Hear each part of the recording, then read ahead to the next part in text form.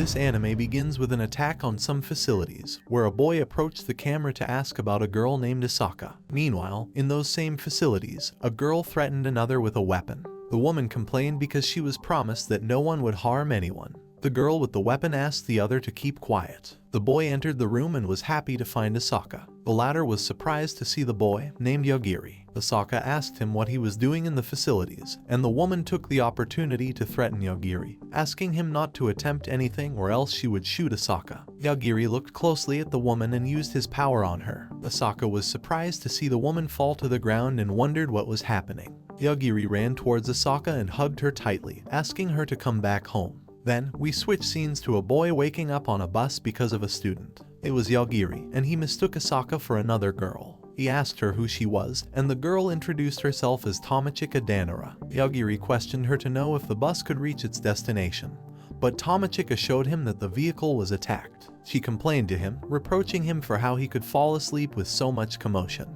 Yagiri looked at the bodies and didn't understand what was happening. Suddenly, something shook the bus. He threw a microphone at the thing causing the shaking, and it turned out to be a wyvern. It got annoyed by the blow it received with the microphone and took flight to ram the vehicle. Yagiri quickly used his power to defeat the wyvern by mentioning a single word. Then he took a seat, took out his console to play, and asked Danara to sit next to him and explain what happened while he was asleep.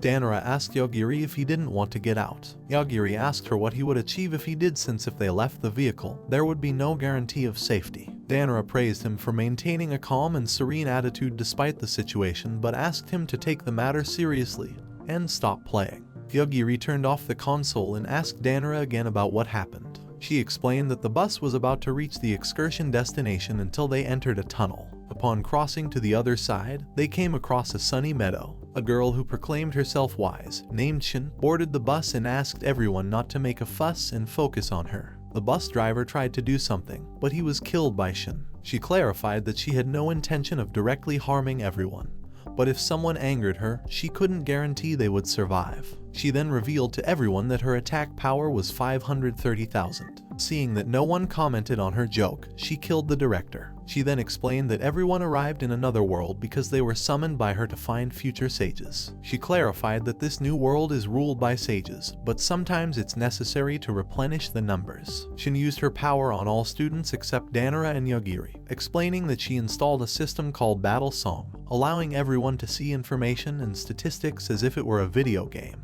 Shin explained that this system is called a gift and asked them to use the power to become a sage in a month. After this, Shin left, and the first mission began. All those with the battle song system read the mission description, which stated that a wyvern was going to attack them. All the students joined forces and formed groups. Those with the system left and asked those without it to stay on the bus. Those without the system disagreed with staying, so they would be betrayed by their own classmates who had a system, arguing that if they followed them, they would only be a burden to others. Danara commented to the leader of this strategy that her companion wouldn't betray her, but the leader showed her that her companion was the first to leave. Yagiri, upon hearing this story, worried more about the battery of his console since he couldn't think of a way to charge the console and play in another world. Yagiri got up from his seat and commented that if that student who assumed leadership was right, there should only be one dragon for the mission. Danara asked Yagiri if he did something, and he replied that he didn't because he couldn't believe that everyone died because the driver crashed at the end of the tunnel. Danara didn't understand what he meant, and Yagiri changed the subject. He got off the bus with Danara,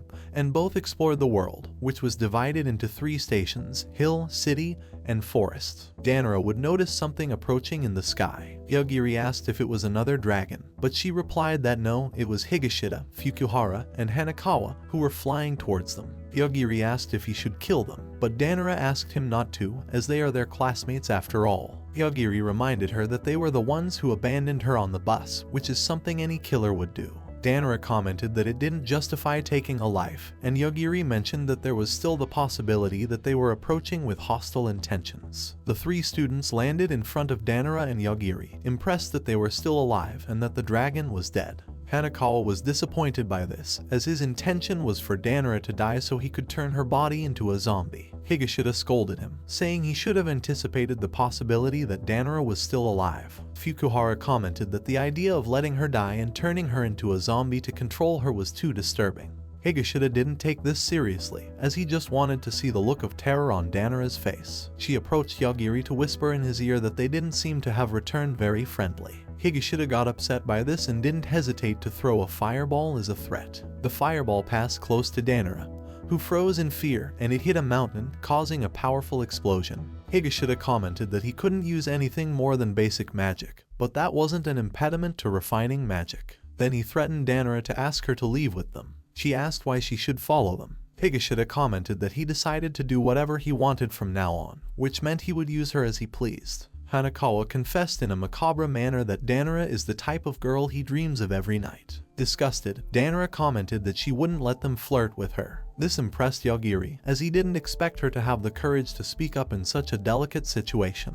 Higashida became jealous when he saw Yagiri talking to Danara and asked if they had known each other for a long time. Yagiri ignored him and told Danara that he would handle talking to them, but if things started to get complicated, he wouldn't hesitate to act. To prove his point, he pointed his finger at Higashida and asked him to die. Hanakawa and Fukuhara laughed at Yagiri, as they didn't believe those words would have any effect. However, they were completely frozen with fear when they saw Higashida fall to the ground a few seconds later. Hanakawa asked if he was okay, and Yagiri explained that Higashida died because he ordered it himself and asked if it was too difficult to realize that he also had powers. Yagiri warned them not to try anything. Seeing Fukuhara trying to do something, he quickly killed him with his power, which scared Hanakawa, who then followed Yagiri's orders. Yagiri asked Hanakawa to check for himself if his companions were dead. Hanakawa decided to use his healing power on his companions to see if they could react. He explained that his power allowed him to regenerate any kind of wound. However, he was surprised to see that his power didn't work because they were dead. Danara asked if the dragon's death had to do with his power. Yagiri replied that it's complicated to explain, but he confirmed it, saying that he must be careful when explaining his ability, as Hanakawa seems like the type of stupid person who could misunderstand everything. Furthermore, if he revealed all the information, it could create another conflict in which he wasn't interested. Hanakawa called the protagonist a monster, but he defended himself, saying that he only did it in self-defense. After all, they were the ones who attacked first, and then he explained his ability. He explained that his ability is called instant death to any target. If he thinks about wanting to kill someone, that person will die immediately. Hanakawa, upon hearing this, quickly approached Yagiri to kill him, but he stopped him, saying that his ability also takes effect on any living being that intends to kill him, clarifying that anyone with thoughts or who decides to kill him will die. Hanakawa asked how someone can beat him, as with such an ability, he is practically invincible. After these words, he fell to the ground on his knees, crying. Yagiri asked why everyone believed so much in themselves after receiving their powers. Hanakawa revealed that this is not the first time everyone has visited this world. He said that it all happened recently. The mage of the Magnet Kingdom summoned heroes from all worlds to defeat the Demon King. Yagiri asked if everyone ventured into the world for a year, and at the moment they defeated the Demon King, they were returned to their original worlds. Hanakawa replied yes and asked not to summarize his heroic story so lightly. Yagiri looked at Danara and asked if they were students who missed class at least once. She said no. Hanakawa explained that everyone returned home and realized that the time between the world and the real world was different, as only a few hours had passed. With this explanation, Yagiri deduced that there must be a way to return to the real world. He then pointed his hand at Hanakawa to kill him. Hanakawa, scared, begged for his life and asked Danara for her opinion, asking her to smooth things over between him and the protagonist. Yagiri defended himself, saying he was only doing it to eliminate future problems now that he revealed his ability. Danara commented that she was alive because Yagiri saved her from the dragon, so she had no right to comment or do anything about the matter. Hanakawa was frightened to hear this and labeled Danara as too cold. He quickly pulled out a golden collar and explained that it was a magical object that turned a person into a slave. Hanakawa offered to become a slave to both of them if they spared his life. Before they could say anything, Hanakawa put on the collar, activating its effects. He slowly approached Danara, who ordered him to stay away. The collar took effect and forced Hanakawa to step back. Danara commented that it was too disturbing to treat someone as a slave and asked if there was any way to ignore the effects of the collar. Hanakawa replied that there wasn't, but he had the option to transfer the slave to another person. Danara decided to transfer Hanakawa, making him now Yagiri's slave. The latter scratched his head, not understanding the situation very well, and decided to spare Hanakawa's life. The latter thanked him for giving him the opportunity to keep living. Yagiri pointed to the forest and ordered him to go to that place full of monsters. Hanekawa refused, but the collar took effect, and against his will, he went to the forest. Yagiri told him that if he survived the forest, he must keep secret that they are both alive, especially the capacity of his ability. Hanekawa did nothing but accept this condition, but then he was stopped by the protagonist's orders, who asked him to leave all his belongings before going to the forest. Hanekawa was forced to leave behind all his wealth that he had been saving throughout his hero journey, and went to the forest. Danara asked Yagiri if he was sure about that decision. The protagonist said yes, after all, they didn't know when Hanekawa might betray them. Danara asked what would happen if she rebelled, as that possibility still existed. The protagonist said that if that were to happen, he wouldn't care, as he was the one who decided to save her life. Since then, Danara didn't say anything and asked when he became someone who talks so much. Furthermore, she wanted to know why he's trying to protect her. Yagiri said he's not sure about that. Danara didn't believe him and kept insisting. Yagiri commented that it all started the moment he hugged her when the dragon attacked the bus. Meanwhile, Shin met with Yuichi, who informed her that a user with the instant death technique appeared in the world, and they must start acting more cautiously. Several days later, Danara and Yagiri arrived at the first city just as the sun was setting. Danara was relieved, but the protagonist yawned, completely exhausted from the journey. Danara noticed that the city gates were already closing. Yagiri asked if it was normal for people to close the city gates at night. Danara took Yagiri by the arm and urged him to hurry before they were locked out. They approached the guards, who escorted them to a secluded spot for questioning. The guard in charge, Masahiko, met with them, asking if they were a separate group from the students who arrived at noon. He wondered how such a situation could be happening. Danara expressed her relief that someone finally understood the situation. Yagiri, to conceal their actions, explained that they had separated from the group and tried to catch up. Masahiko was annoyed to hear this and mentioned that normally they would charge them a toll, but he had orders not to intervene on the candidate's path or decisions. Yagiri asked Masahiko if he knew anything about what would happen in the capital, as he had heard that the candidates would go there and he wanted to participate. Masahiko reminded him that he had orders not to intervene in their path or decisions, so he couldn't help them.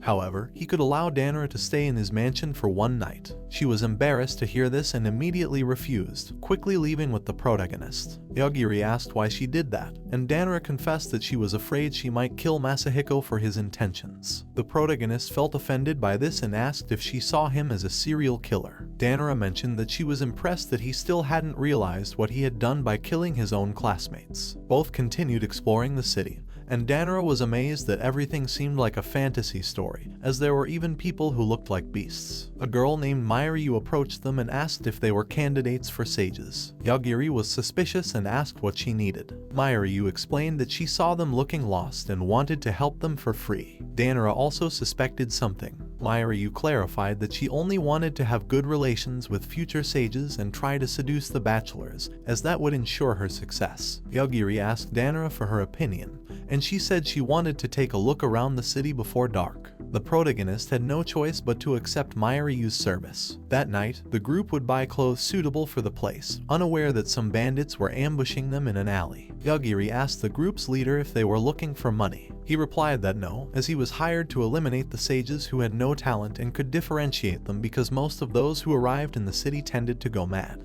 He clarified that he couldn't do anything to the sages who had potential and talent, but those who didn't, he could kill and get a good reward. In exchange, Mairyu was watching the whole situation and ordered them to be killed. After all, they were two sages who didn't possess the gift, so she saw them as inferior beings. Yagiri remained calm under the situation, and with his power, he dealt with the group that ambushed them from behind. Then he eliminated the strongest one by mentioning that only half of him should die, but he realized that even so, it was too much damage for the poor man. He tried to use several spells to injure them. However, no matter how hard he tried, it caused instant death. This scared Danara, who couldn't believe what the protagonist was doing, but he defended himself by saying that he was trying to find a way to contain his power. He tried to blind one of them, but ended up exploding his eyes. Then he tried to make one faint and still caused his death. Yagiri felt guilty, knowing that injuring someone's body parts with his power wasn't beneficial, as they would die anyway. Besides, he didn't like others to think that they were torturing them on purpose. Yagiri tried to use his power on the last two remaining, but he realized that it didn't work.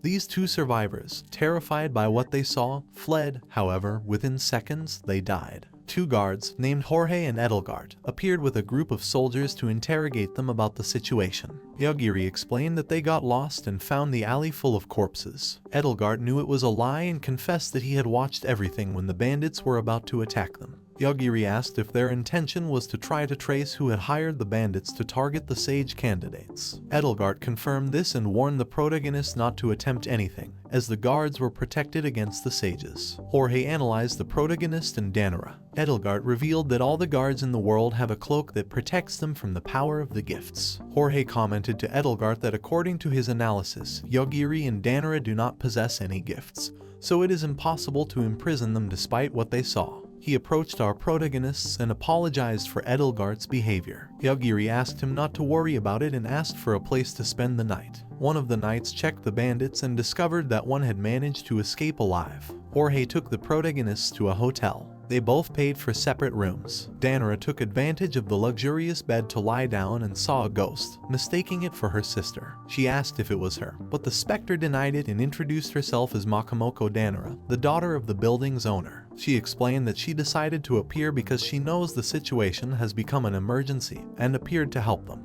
Danara, annoyed, reproached her for not helping earlier when the bandits attacked. Makamoko clarified that she couldn't just appear out of nowhere. After all, the protagonist's ability could kill her. She then confessed that she was the one who prevented the installation of the gifts on them. Danara, upon hearing this, became even more upset and asked why she did it. Makamoko asked her if she wanted to receive power from someone so suspicious. Here they explain that while the gifts have their advantages, when you accept the power, the sage who granted it to you, that is, Shun, turns you into her puppet. Danara asked if the others who didn't receive the installation were equally protected by a spirit. Makamoko wasn't sure about this and commented that she was only doing this because she wants to return her to the real world. Danara commented that she also wants to return, but has no choice but to trust Yagiri. The next morning, Yagiri was at the reception and met Danara, asking her if she couldn't sleep well as she looked awful. She replied that yes, after everything that happened. Then she asked if they would catch up with the rest. The hotel receptionist, named Celestina, introduced herself, and the protagonist explained that she had been looking for the location of the other sages and how to reach them. It was a special service where she would investigate and facilitate language translation, money,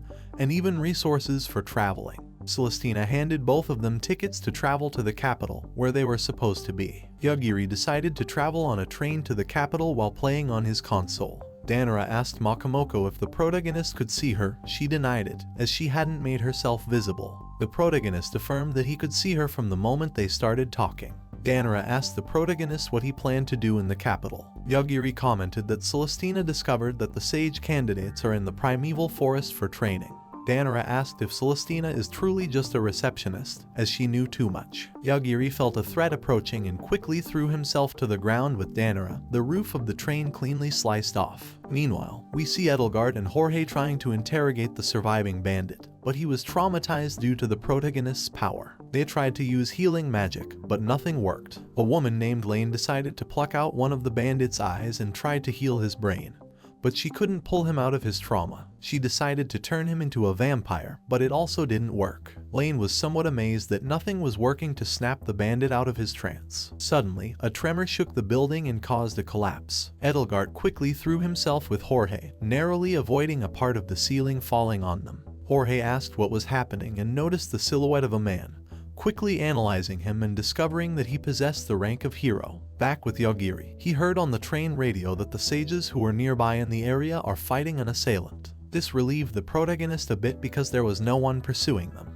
The protagonist decided to go out, finding a giant robot in the distance. He deduced that the robot could be the aggressor they mentioned. He analyzed the robot and believed it could be some kind of invader. Yagiri tried to find the sage but couldn't see him. Danara pointed out to our protagonist where the sage was, and Yagiri asked how he could see from so far away. A blonde boy unleashed a powerful energy blast against the robot, even managing to destroy a mountain. However, the invader was able to summon a shield that could repel these rays. The boy had no choice but to insist with more rays. The robot quickly moved, dodging each attack, and in an instant appeared behind the blonde boy, pulled out a firearm, and began shooting at him. Yagiri, seeing the speed and the way they were fighting, felt they were in trouble. Danara asked the protagonist why he wasn't trying to stop the fight. Yagiri asked why he would, and Danara commented that they were delaying the trip. The protagonist asked if, by trying to stop the fight, he might accidentally kill them. Danara reminded him that they were about to die anyway if they hadn't dodged that attack on the train.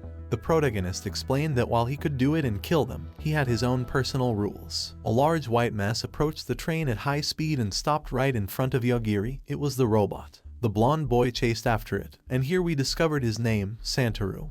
He asked the robot to stop running away. Yagiri sensed that something was about to happen, so he quickly jumped and took Danara with him. They managed to avoid Santaru's attack, who threw a stab with his ice sword and froze all the passengers. Meanwhile, Lane was facing the hero. The latter threw a flurry of punches against her. Lane let herself be hit by them on purpose and managed to come out unscathed. Edelgard was amazed at the endurance the vampire had, but Jorge commented that it didn't make sense to start a fight with Lane if she had instant regeneration. The hero threw his sword at Lane, but missed. The woman asked him why he was trying to attack a sage. After all, a hero's duty is to defeat the Demon King. The hero introduced himself as Ein and commented that he wouldn't listen to her, as he couldn't forgive her tyranny. He quickly threw energy at the sword and proclaimed that he would eradicate all the sages in the world. Ein caused a powerful explosion that completely wiped out the building. Back with Yagiri, he asked Santaru why he was attacking them since they had nothing to do with the fight. Santaru reminded him that his duty was to kneel on the ground and praise a sage when one was present. Seeing that Santaru had no intentions of negotiating,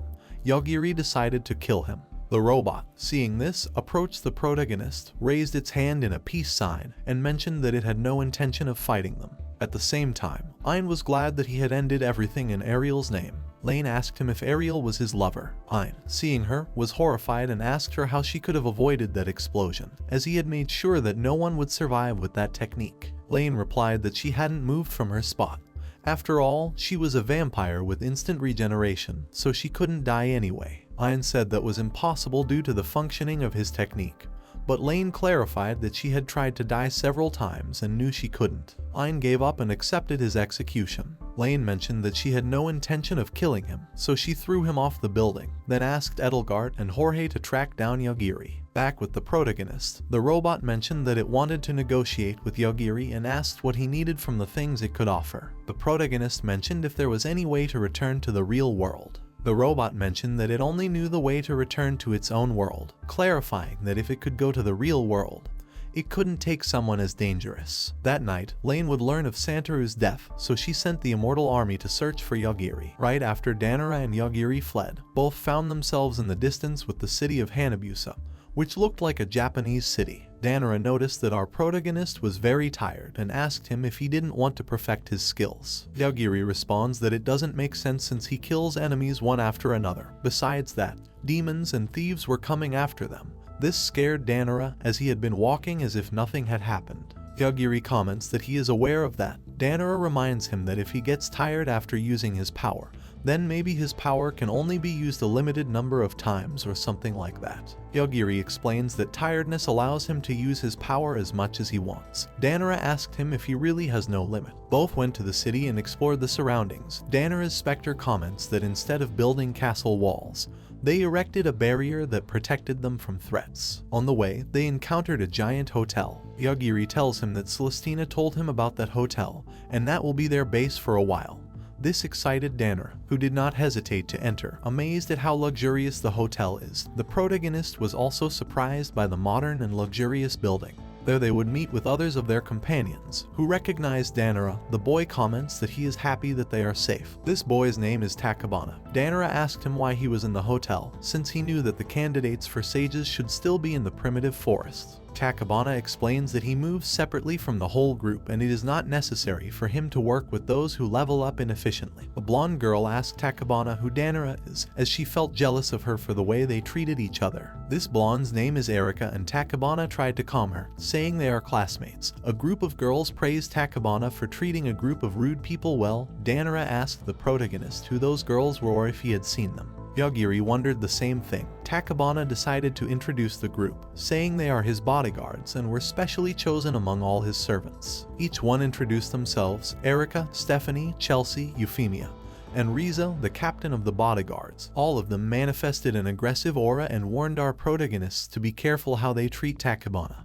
Also, they wouldn't speak to them or pay attention to them unless Takabana ordered them to. This offended Danara, who asked them to stop being hostile to them. Takabana apologized, explaining that he is not good at being tough with girls. He ordered his bodyguards to stay silent. Yagiri reminded Danara that Takabana was one of the students who stayed with them on the bus, so the power he just acquired is completely unknown. Danara tells him that the fact that he had bodyguards is normal, as he was always the popular guy among girls for a while, and that made him too arrogant. Yagiri blamed himself for not paying attention to high school, as he now saw it as a much more interesting place than he imagined. Takabana comments that finding them in the hotel is a kind of destiny, and asked Danara if she wanted to become his lover. This made the girls furious and Danara was stunned. Takabana apologized, saying that maybe he rushed too much in asking her to be his lover and asked if she is worried about Yagiri. He clarifies that he usually doesn't accept men, but since he was his classmate, he is willing to take him in as his servant. Danara uncomfortably mentions that none of Takabana's comments are funny. The protagonist tells him that he has no need to kill him when he lacks common sense. Danara asks Takabana what gives him so much confidence. He replies that he is a dominator, the strongest class. We are explained that the dominator class has the ability to control lower-ranked opponents as slaves, and that allowed them to control everything.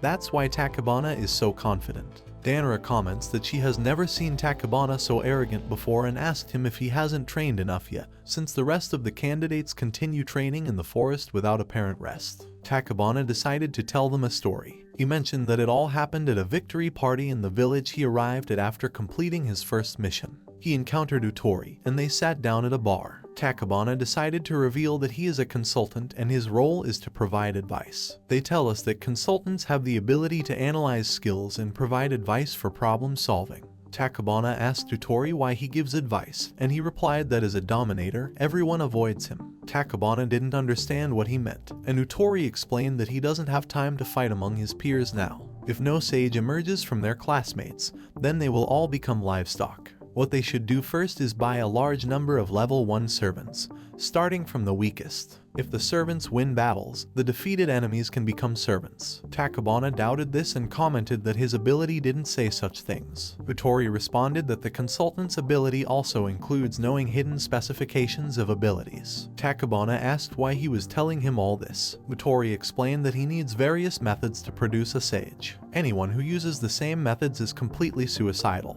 Giving advice to those who seem promising increases the chances of success, and that's his survival strategy. After this explanation, Takabana set out to find subordinates. Yagiri commented that if that were the case, then for each subordinate he has, his level would increase. Takabana affirmed this, revealing that his level is increasing rapidly. After this, he asked Danara again if she wanted to be his lover. The other girls became jealous of this. Danara nervously clarified that she did not want to be his lover. Takabana explained that it doesn't have to happen now, she can just think about it. After this, he left. Danara was annoyed by Takabana's persistence, and Yagiri advised her companion to leave Takabana alone. However, if she joined forces with him, she might be safer. Meanwhile, in the forest, a shadow manifested and would fight with Lane. She explained that the shadow was called the aggressor, the darkness. That monster stood no chance against her. Back with the protagonist, he was sleeping in his room. Danara looked out of the room's window and wondered how long she could stay at the hotel.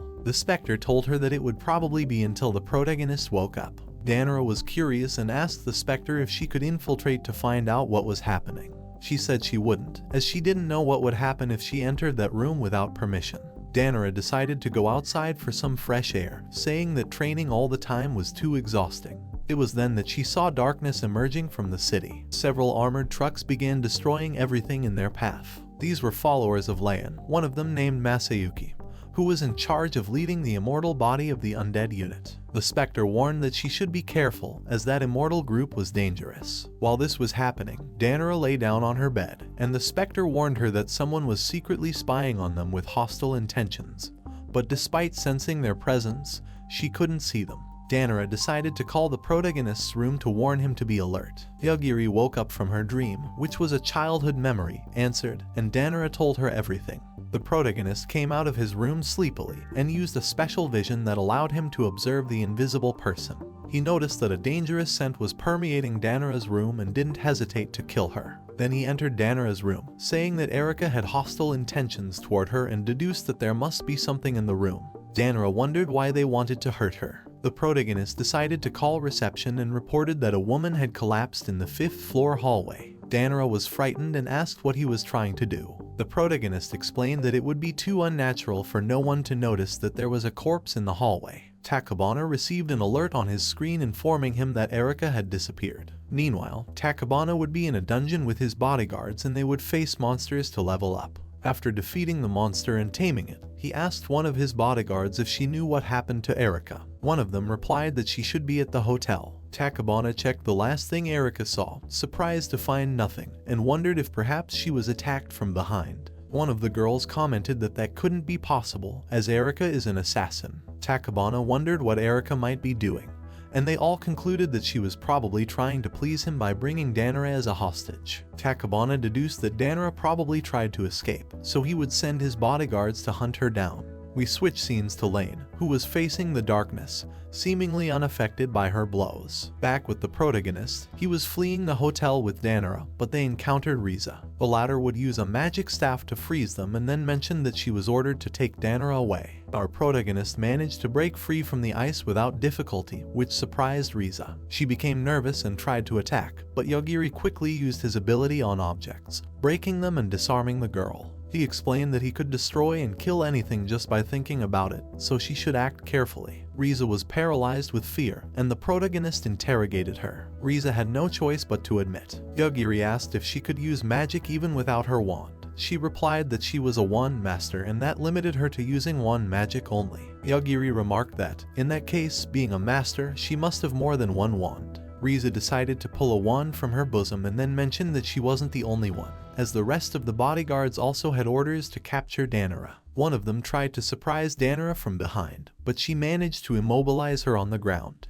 The protagonist noticed that she was a doll. Yagiri noticed that Riza was planning to kill him, so he didn't hesitate to use his ability on her, killing her. All the dolls went to attack Danara, and Yagiri took care of them and went to reception, where he encountered one of them on the stairs. Takabana felt Riza's death, but also Chelsea's betrayal, who lost the will to fight and is selling all the information to the protagonist. Takabana analyzed the recordings and asked if it's possible to kill anything just by thinking about it. One of them said that sounds very unbelievable. Takabana decided to plan a strategy to analyze the protagonist's ability. Back with him, as they descended the stairs, they encountered a swarm of insects and easily went through them. Danara panicked because of her fear of these insects. Takabana took advantage of this to make these insects try to kill the protagonist. Yagiri decided to track Takabana's desires to kill him and located him. Having his location, he didn't hesitate to kill him. The remaining bodyguards were surprised to see Takabana fall to the ground.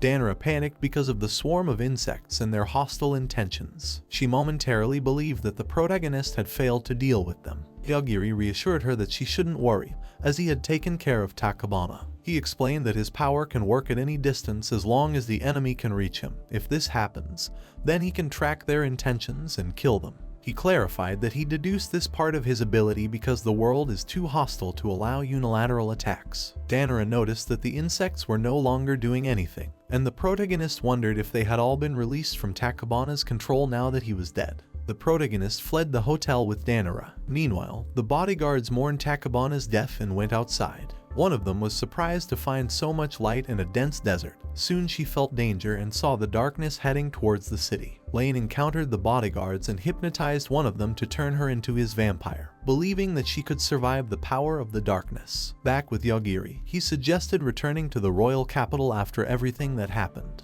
They both heard screams and encountered a horde of zombies in the city, orchestrated by the immortal troops. Both Yagiri and Danara were confused and wondered what they could do in that situation. We see the darkness making its way to the city. Lane wanted to test Yagiri's abilities and see what he is capable of and what he is not.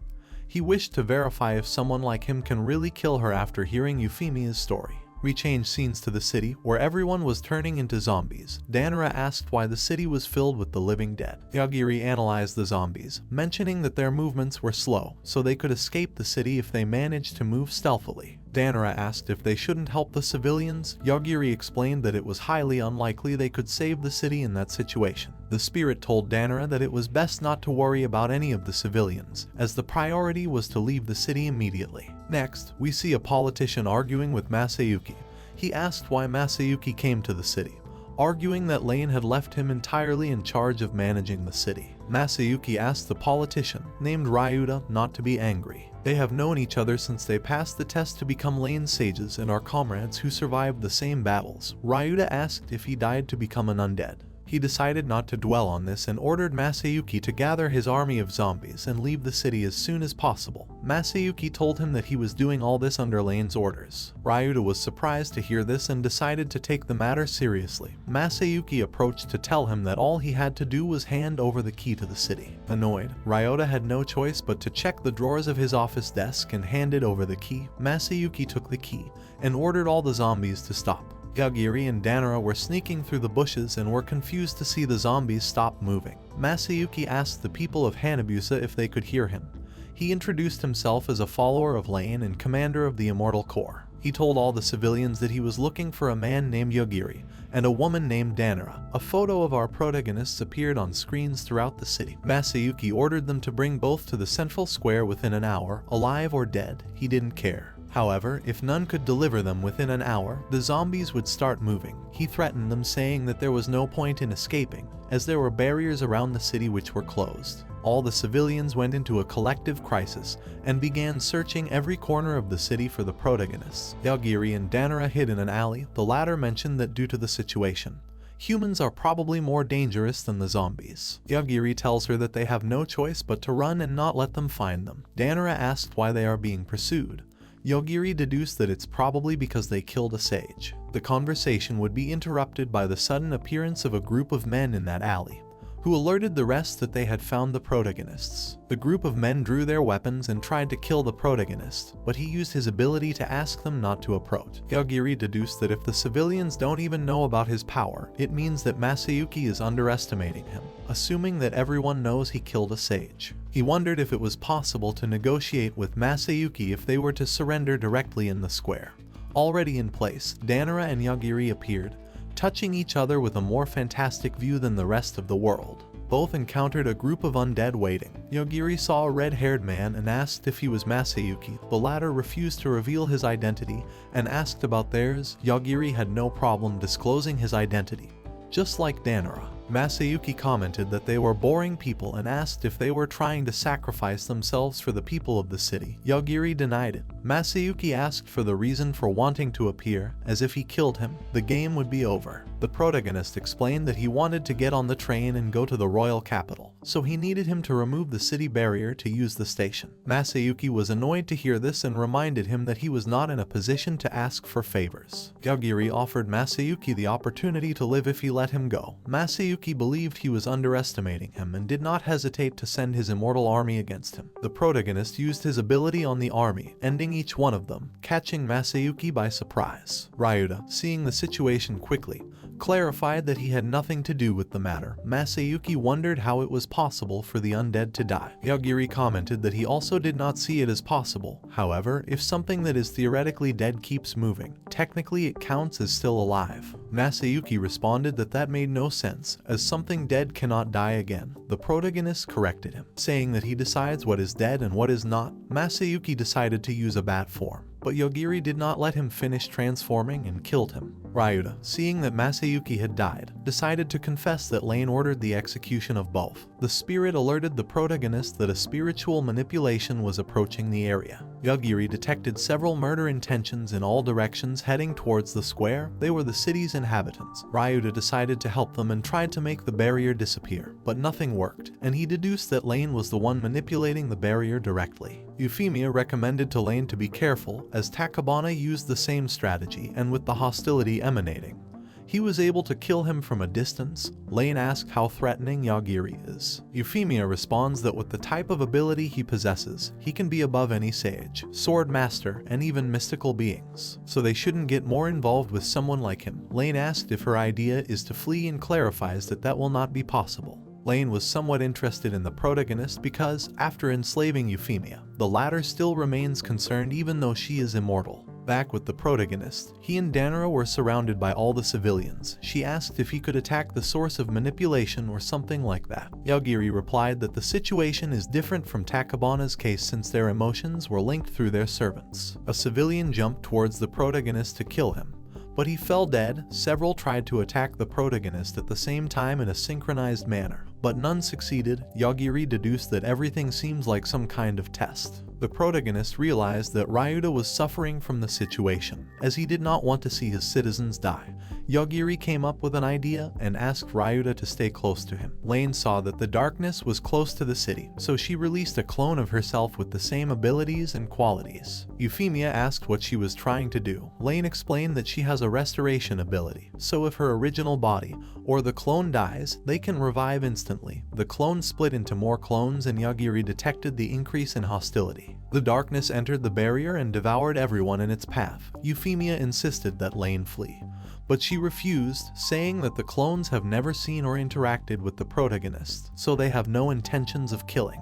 This means that the protagonist can't do anything to them. Seeing the darkness, Yagiri had a bad feeling, but still decided to do something about it. He used his ability on the darkness, and this entity exploded, devastating part of the city. Danara asked if the darkness attacked, but Yagiri replied that it didn't, it simply exploded after dying. He wondered if they planned to use the darkness to ravage the entire area aimlessly. Thanks to this, he was able to deduce that someone already knows his abilities, including the conditions. Danara was able to see a woman in red descending from the sky like rain. Ryuta comments that this woman is Lane. Yagiri asked if this is Lane's attack, and Danara asked our protagonist why Lane doesn't die. Yagiri explains that, since she doesn't have any specific goal, the passive automatic counterattack doesn't work. In addition to that, Lane's approaching clones are so fast that his eye can't find them, so he can't use his ability normally against her. Danara asked why the clones can move so fast. Ryuta explains that it's Lane's body division, which allows her to produce copies of herself by separating her body and regenerating. Upon hearing this, Yagiri had an idea. Ryuta decided to help our protagonist by showing him the complete map of the city, which showed everything that was happening live. This means they could see the location of each clone and what they were doing. Upon analyzing, the three realized that there was a pattern of attack, which is that Lane doesn't attack the same place twice and consecutive attacks don't occur near each other. The spirit adds that Lane tried to make everything as random as possible, but unwittingly left a pattern of attack. Danara concludes that with this attack pattern, they can anticipate the next move. Yagiri continued analyzing and proposed moving to a warehouse. Ryuta tells him that he has the ability to teleport anyone while in his city. The three went to the warehouse, which was completely destroyed. Danara would use her enhanced vision to see Lane's copies. Quickly, with the help of the spirit, she created a barrier to stop the clone, and Yagiri took care of killing it. The spirit asked the protagonist if defeating each clone one by one is like trying to take a drop in the ocean. Yagiri tells the spirit not to worry about that since by using his ability, he could damage the clone. Lane sensed the death of one of her clones and wondered how that was possible. Gradually, the copies were destroyed, freeing the city from the attack. Euphemia asked Lane to retreat before she regrets it, but Lane insisted on killing Yagiri. She explains that the way she was able to defeat all the clones at once is because they had the same genetic configuration, so it's enough to change the configuration for each clone, one by one. However, at that moment, Yagiri's ability would take effect on the original body. Lane was startled to feel this, as her original body was in another dimension and she sensed its death. She wondered under what logic this could happen. Lane fell, and her body disintegrated after dying. We changed scenes to a dark mansion, a coffin opened, and a girl received a message from Lane. In the message, it is explained that Lane made a copy of herself which was genetically altered to be a completely different person.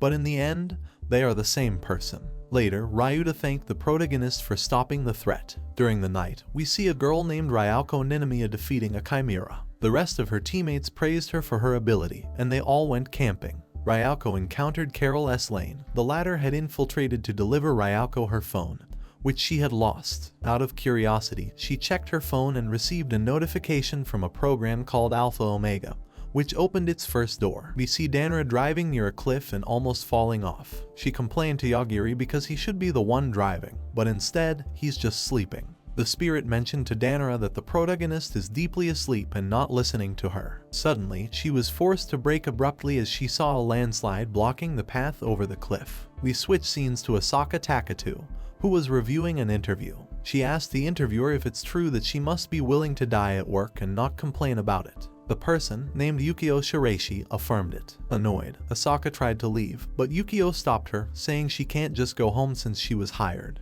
he decided to show her around the facilities. The woman asked if the whole building is some kind of secret base for an evil organization. Yukio laughed and explained that it's not the case, it's just a respectable facility conducting experiments for society. They entered an elevator and waited to reach another floor. Asaka asked what her job was. Yukio revealed that her only function within the facilities is to care for and protect the monster. She was surprised, and the man clarified that they conduct cursed experiments in the building. Yukio showed Asaka a completely dark and red hallway. Asaka asked what it was, and the scientist told her it's sacred text, which serves as comfort and works for some people. Nervous, Asaka wanted to know where they were going.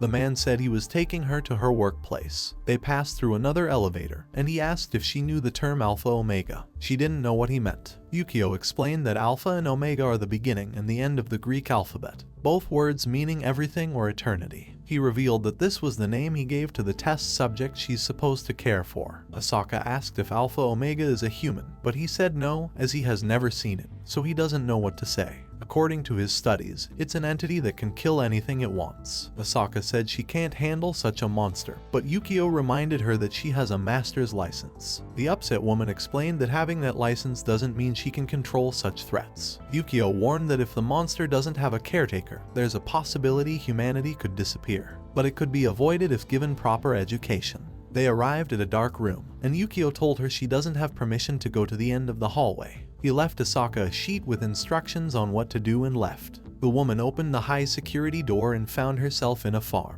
She read the instructions, finding a map of the place. It was a simulation. She went to the house and found a boy. She couldn't believe Alpha Omega was a child and decided to take him outside to play. The boy quickly used his ability, killing a monster that had hidden in Asaka's shadow. She asked what that figure was, and the boy explained it's a demon. He said they usually come to try to kill him. Then he told Asaka he wants to play but prefers to do it tomorrow since it will be dark soon. Asaka apologized for this and helped the boy up, deciding to ask him for his real name.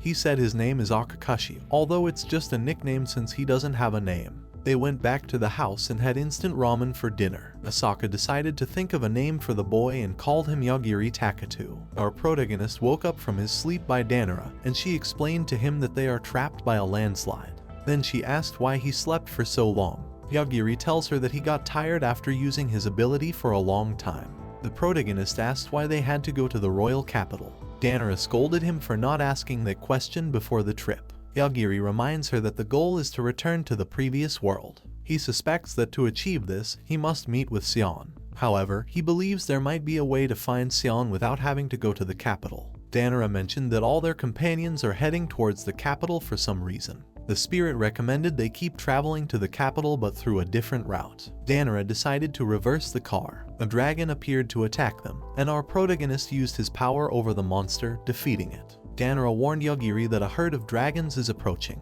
Danara got scared when she saw that these dragons planned to attack them with their fire breath. Yagiri eliminated the entire herd at once, and the spirit mockingly remarked that the confrontations seem like a bug spray commercial. Yagiri suspects that they might have entered a dragon territory unknowingly. Suddenly, a golden dragon appeared in front of them. Danara asked the protagonist to defeat the monster, but Yagiri reveals that he doesn't sense hostility from the golden dragon and wondered if it's just observing.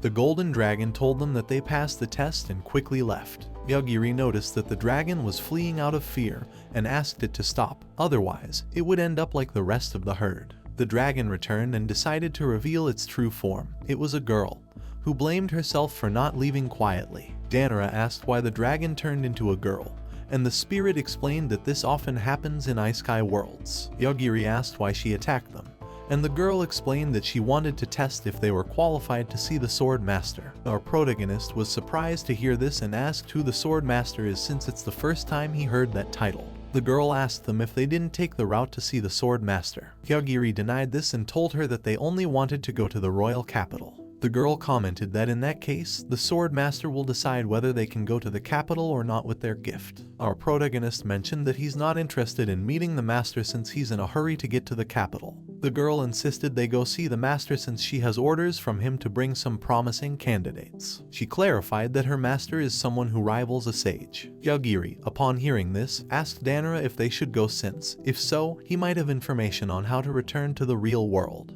Danara warned him that they can't afford to take a detour if they're already lost on the map. The girl took advantage of this to propose that she will guide them to the capital with the condition of seeing the master. The girl introduced herself as Attila. The group got into the car and drove through the depths of the forest, finding there a bunch of people gathered. One of them asked Attila who the couple was. Attila decided to ignore him and explained to our protagonists that they are all gathered to become the next sword master. However, today they are supposed to choose the next knight of the Divine King. Yagiri asked if he's trying to get them into some kind of trouble. A hooded figure approached the protagonist to tell them that they are disqualified. The sword master appeared to mention that the trials have not yet begun, so he cannot disqualify anyone. That sword master, named Urabe, asked everyone to engage in duels, and the last one standing would be his student. He warned that it's also valid if only half of the group remains standing, but if no one manages to fulfill either of the two conditions, then everyone would be disqualified. Yagiri refused to fight, but Urabe told him that he cannot leave until the test is over. At that moment, the free-for-all battle began, and everyone started killing each other. A group of knights tried to attack Yagiri, and he attempted to use his ability, but a blonde boy stood in to defend them. The blonde defeated the knights, saying that nobody in the group understands the intentions of the sword master, as the idea of the trial is to see if someone is capable of making the right decisions. Danara was surprised that there was finally someone with common sense. Yagiri detected a group trying to intervene in the trial, knowing they were powerful people, and didn't hesitate to use his ability on them. The blonde was the only one who could perceive the protagonist's power and noticed that the attackers had fallen. He wasn't sure if it was Yagiri who did it, so he credited the sword master. The blonde told our protagonists not to worry, as he overheard them passing by chance in the area and got dragged into the conflict, so he's willing to accompany and protect them until it's all over. Danara noticed someone missing half their body pleading for help, so she saved his life by giving him a rainbow gem, which helped the boy recover his body. Only 4 remained alive in the trial, and they decided to follow the sword master through the forest. The blonde introduced himself as Rick, and the saved boy introduced himself as Lionel. The latter explained that he only went to the trial because a friend invited him. Out of curiosity, Yagiri asked Rick who the Divine King is. Here, they explain that the Divine King controls the gods that have been sealed, also known as demons. 1,000 years ago, the Dark God was sealed by the Divine King's own hands. The protagonist asked if the Dark God is still a threat even though it has been sealed. Rick affirmed it, mentioning that the Dark God's power permeates throughout the country. The group noticed that the sword master had disappeared, and Attila reassured them, saying it's just a protective barrier. They decided to pass through the barrier and were transported to another region, encountering a gigantic tower. The spirit warned Danara to leave the site as soon as possible, as there is immense darkness within. Lionel was affected by this darkness, but thanks to his ability granted by a goddess of luck, he managed to survive. Everyone realized that Attila was no longer with them, and Rick commented that the barrier probably prevented her passage, deducing that the people inside are just those trying to pass the trials. They decided to enter the tower and were taken to an elevator, which transported them to the top of the tower, where they encountered a dark portal. The master explained that this portal is known as the end of the world. Danara, with her enhanced vision, was able to see that at the center of the dimension, there's a man in black and a woman in white. She tells Yagiri that apparently they were frozen while the man in black was being pierced by a sword. Rick comments that those two figures are the former sword master and the Dark God. The current master explains that at any moment, the world could end, as a sword master is nothing but a watcher. A mage named Frederica proposed defeating both to resolve the conflict and save the world. She cast a powerful fireball towards the portal, however, the attack halted. The master mentions that within the portal, time flows slowly within the barrier. It may take several hundred years for that fireball to reach the Dark God. Thus, the elder initiated the selection trial for knights. An assistant explains that the objective is to go from the top to the first floor of the tower within a 24-hour period. A girl named Teresa asked if it's valid to jump from the tower and land on the ground. The assistant says it's valid, but they must accumulate a minimum of 100 points within the tower to pass the test. Danara asked Yagiri if he's capable of defeating the Dark God. The protagonist told Danara that the Dark God has already been defeated. She asked how it's possible, and the protagonist explains that, unintentionally, he used his ability on the god, triggered by the immense dark presence it released, activating automatic instant death upon detecting hostility. We see Danara and Yagiri nervous after accidentally killing the Dark God. The protagonist suggested descending the tower quickly before anyone noticed. Lionel decided to follow them, but Frederica stopped him, asking for a magic stone as she needed to recharge her energy. Lionel explained that the magic stones he had only worked for him. Frederica left annoyed, labeling Lionel as a loser. Rick decided to team up with Lionel to accompany him.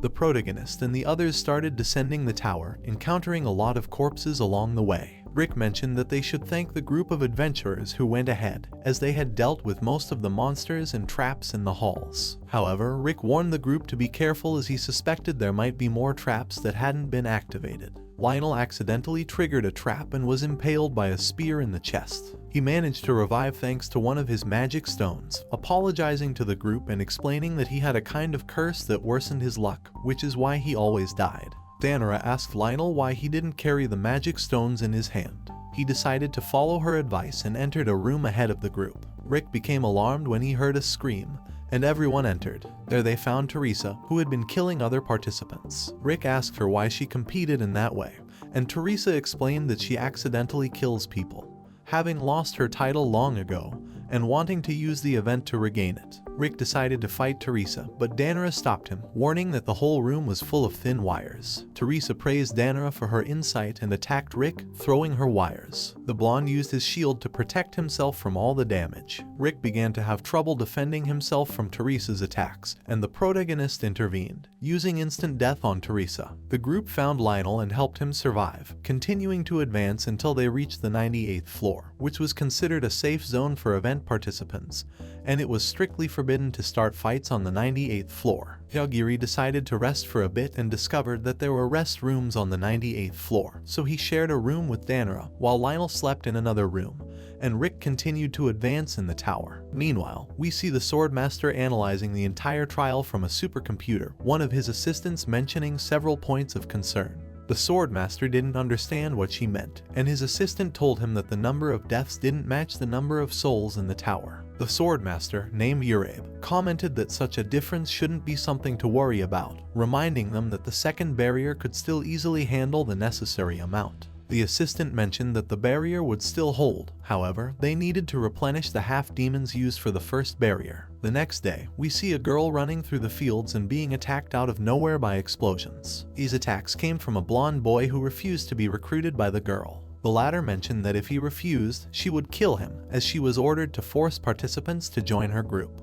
Before having to kill him, one of her eyes would glow red, which served her to analyze the powers of adventurers. While analyzing him, she asked if his name was Rikudo Seidu. Rikudo commented that fighting against a user of magic eyes was annoying for him. However, he clarified that he could also see names, calling her AI Heianos. Rikudo would use magic to summon several tentacles to surround AI. She, in turn, also used her magic, making the tentacles disappear as if nothing happened. Rikudo wondered how this was possible and continued to attack her. He would be surprised to find that Heianos was capable of copying his techniques after analyzing him and using them against him. Rikudo had no choice but to draw a magic sword to attack her. AI brandished a dagger and dodged the blonde's initial attacks. When she saw an opportunity, she leaped to land behind Rikudo and placed the dagger at his neck as a threat. Rikudo attempted to resist, and Heianos decided to decapitate him with the dagger. Soon, she received a message from her boss, who asked her to kill Yogiri and Danora. He recommended that she go to the city of Hanabusa to find them.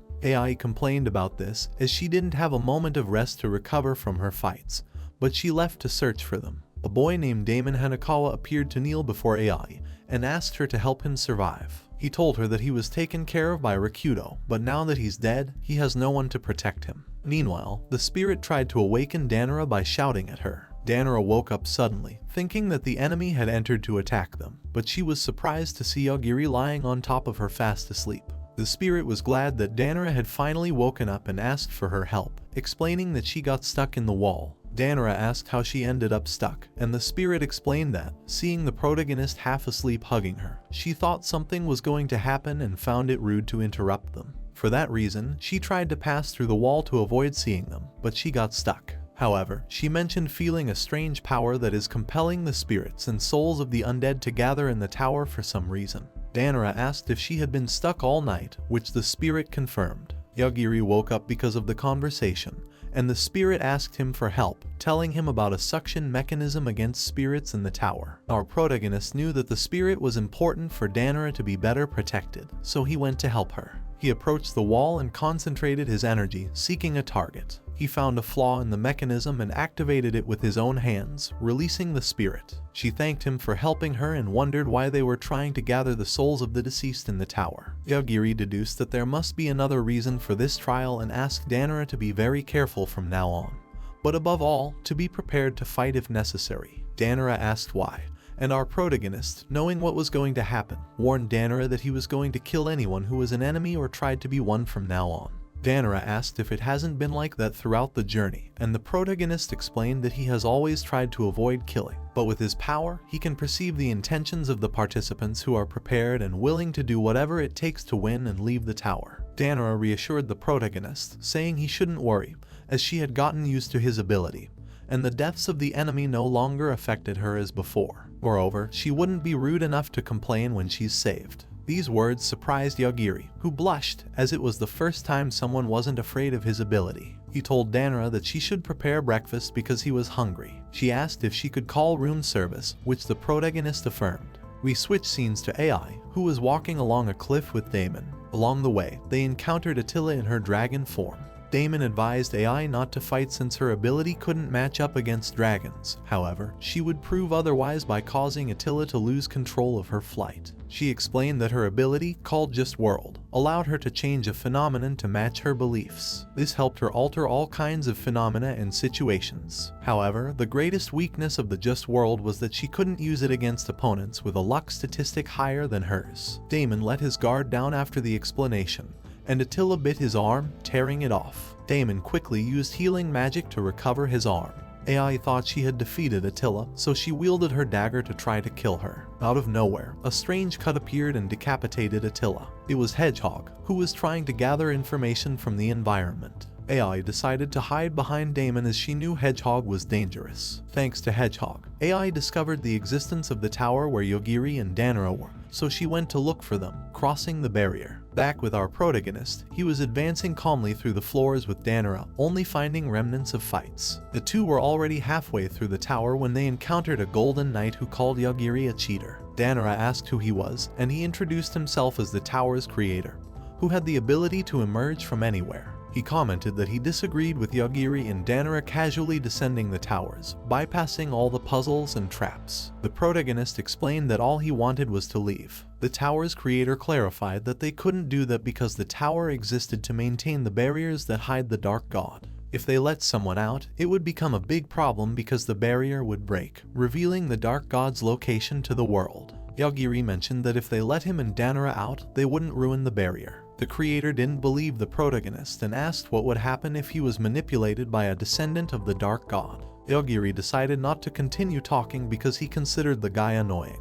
The creator introduced himself as Iglesia and threatened the protagonist. Without hesitation, he used his instant death on him, interrupting his threats. The tower supervisors and Urabe received several warnings from the supercomputer that the first barrier around the tower became unstable. Not only that, but the door closing mechanism was malfunctioning. At the same time, Rick was defeating the participants he encountered, gathering a total of 100 points. While advancing, he encountered Lionel and Frederica. Back with Yagiri and Danara, they found a coliseum where two participants were fighting frantically with their swords. This was all being observed by a man named Masaki. One of the participants was actually a half-demon, which was discovered by Masaki. The half-demon introduced herself as Theodosia and wielded her sword, swearing that she would leave the tower before the other sword masters found her. Theodosia decided to use a technique that empowered her sword into a lightning bolt, and defeated her opponent, causing a powerful explosion. However, she was surprised to find that her opponent dodged the lightning bolt. The opponent, who was a girl dressed as a rabbit, remarked that she could move much faster without weapons. She began to uncontrollably strike Theodosia, who had great difficulty defending herself. Yagiri and Danara decided to let the battle continue, believing it would end soon. However, upon seeing that it was dragging on, the protagonist decided to intervene, asking if he could proceed to the next floor. The battle was interrupted, and everyone stared at Yagiri. Masaki asked who they were, but the protagonist refused to reveal their identity or Danara's. Instead, he requested permission to advance to the next floor. Masaki denied it and asked why they didn't join them. He mentioned that his companions weren't earning points because they hadn't killed any other participants. Therefore, they closed off the passage in the Colosseum to earn points by defeating incoming participants. Yagiri commented that he saw no point in fighting since he and Danara had 6 points. Masaki insisted they must fight, but the protagonist refused, explaining that he wasn't seeking points. Masaki revealed that he enjoyed the entire tower trial as if it were a video game and wouldn't allow anyone to leave the tower without earning the necessary points. Yagiri asked Theodisia her opinion on the matter, and she remarked that she didn't care what they did, she just wanted to escape too. Masaki proposed a 3-on-3 battle. He suggested that if they win the confrontation against his students, they would let them pass even if they didn't have the required points to exit.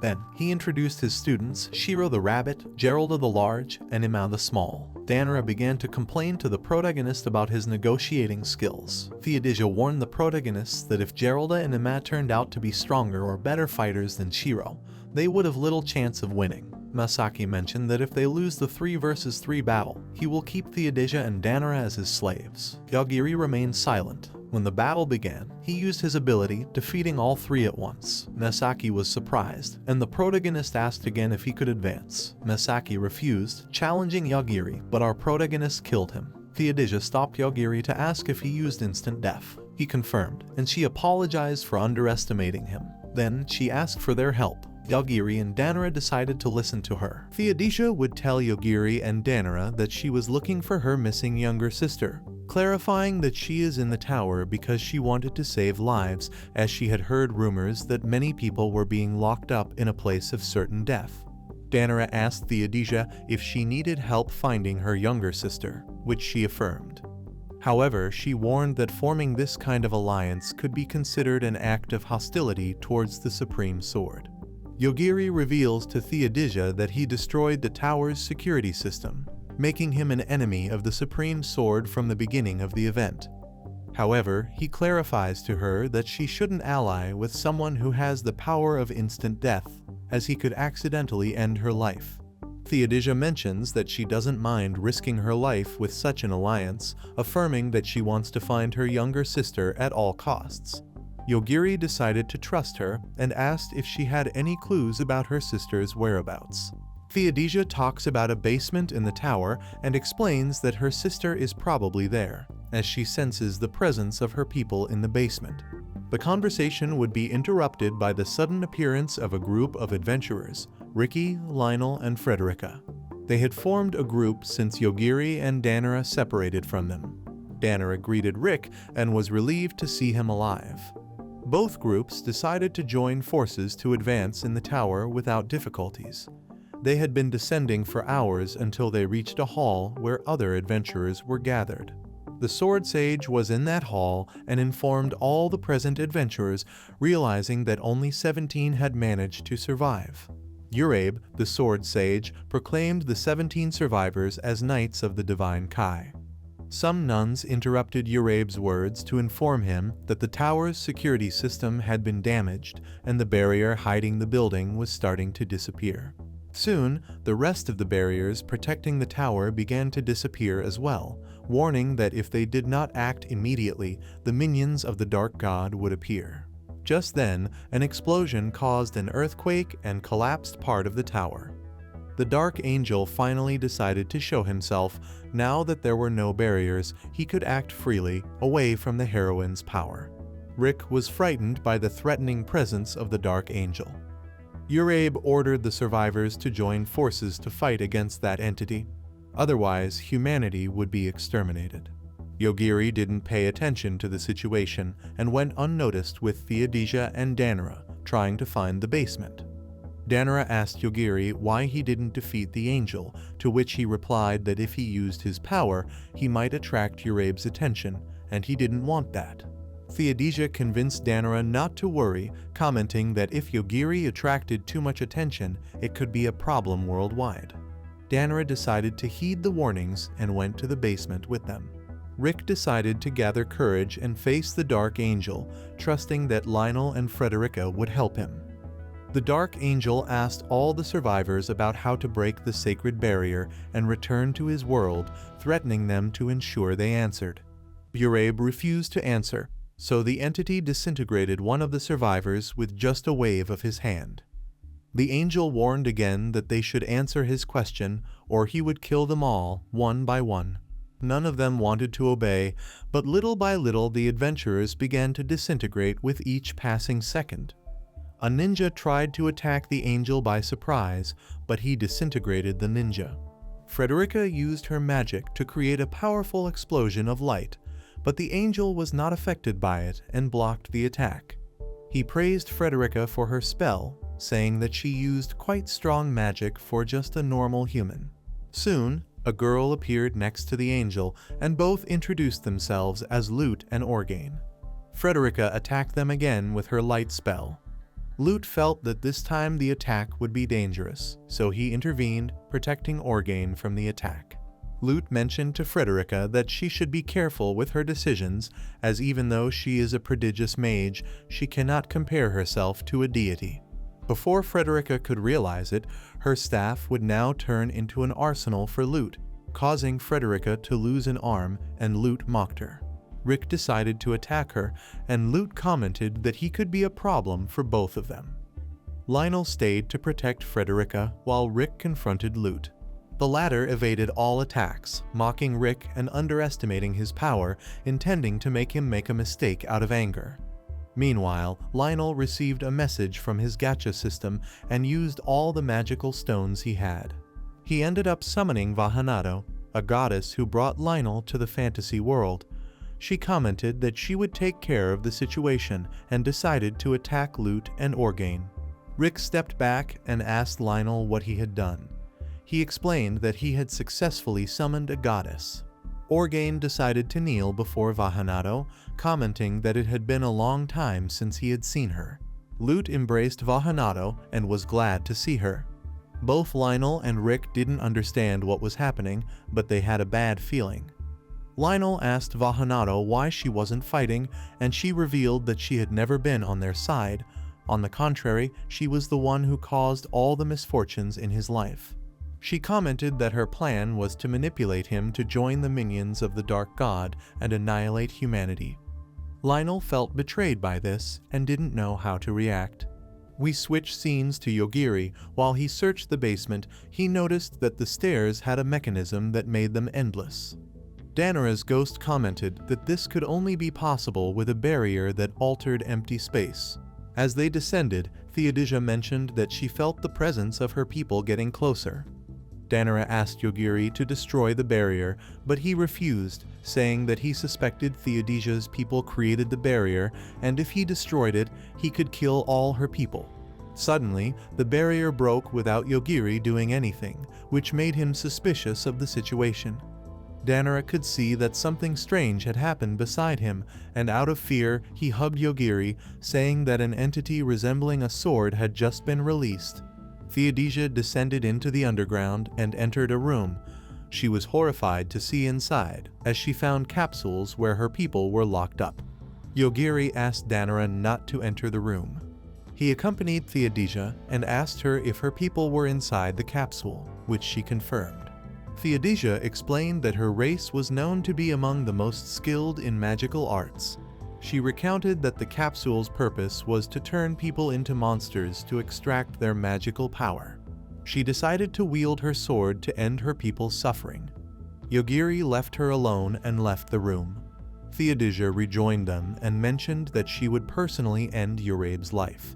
Back with Rick, he would be named by Urabe as a master of the sword to motivate him and to be able to fight against three at the same time. Lionel decided to buy time for Urabe and Rick by conversing with Vahanado. He asked her why she was on the side of the Dark God. She confessed that she was actually Albagarma's girlfriend, the Dark God.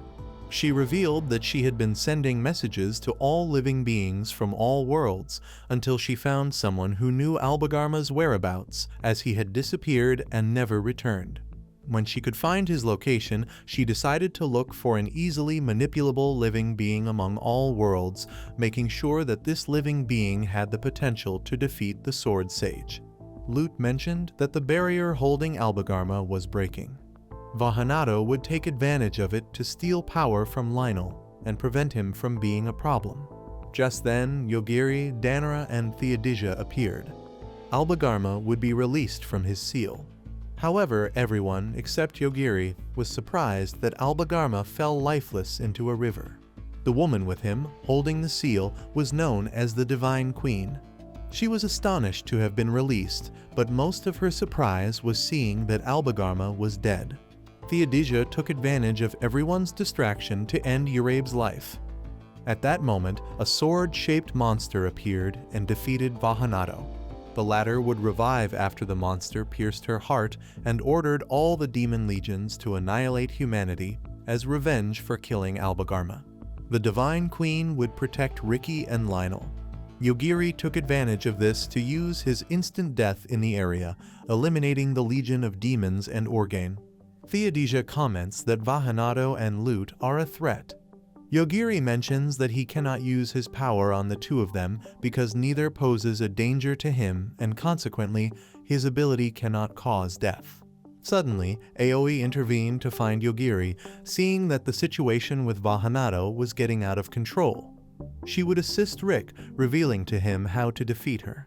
Rick followed her advice and would be able to stab Vahanato to death.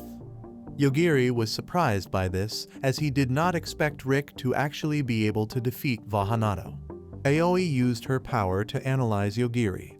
She wanted to know how dangerous he was for Sion to want him dead. She was unpleasantly surprised to find out that Yogiri had instant death and couldn't help but vomit from dizziness. This was because Yogiri had so much power that he represented the ultimate fate of all destinies. His power surpassed even that of the gods, which worried Aoi, wondering why he ended up in another world. Aoi decided to flee from there for fear that Yogiri would kill her, as she wanted to confront Sion and ask her more about him. When all this ended, Rick would interrogate Theodisia for having killed Urabe. She comments that she ended Urabe to avenge her people, as he had been experimenting on her race to steal their magical power. Rick mentions that this did not justify her decision, as she could have compromised humanity. After all, Urabe was the only one who could stand up to the Dark God. Theodisia would ask him if he intends to kill her for that, which Rick affirms. Yogiri intervened in this, warning Rick that he would defend Theodisia if necessary. Rick mentions that he doesn't have powers to fight against a sword sage. The Divine Queen asked Rick not to bother Yogiri anymore, saying he had no chance against him, and revealed that it was Yogiri who defeated the Dark God and his legion of demons. The Queen would ask Yogiri why he was intervening in conflicts from another world. He explains that he has no intentions of interfering, but he has been acting to survive. She decided to forgive Yogiri and thanked him for defeating the Dark God. Rick asked Yogiri about his identity, as he didn't believe he was human now that he knew the truth. Yogiri mentions that he is just a normal student, hiding who he really is. Rick questioned him about what he would do from now on. Yogiri says he will visit the royal capital, and Rick mentions he will go to the same place so that Frederica can recover her arm. Rick wanted to accompany Yogiri on his journey, but the latter decided to separate from them for safety and left with Danara to the capital. He wanted to find Sion and return to his world at all costs. Meanwhile, we see Sion summoning a human from the same world as Yogiri. She had learned about everything that happened with the Dark God and was interested in him. The human who had been summoned was a scientist. Sion asked him if he knew Yogiri. Upon hearing that, he was scared. It was obvious he knew him, but his fear was not so much about Yogiri, but knowing that parallel worlds existed, and he feared that there might be someone as dangerous as Yogiri somewhere. Before the scientist could tell Sion about who Yogiri is and his origin, he would be interrupted by an alert on his phone. Just by reading the message, his head would explode.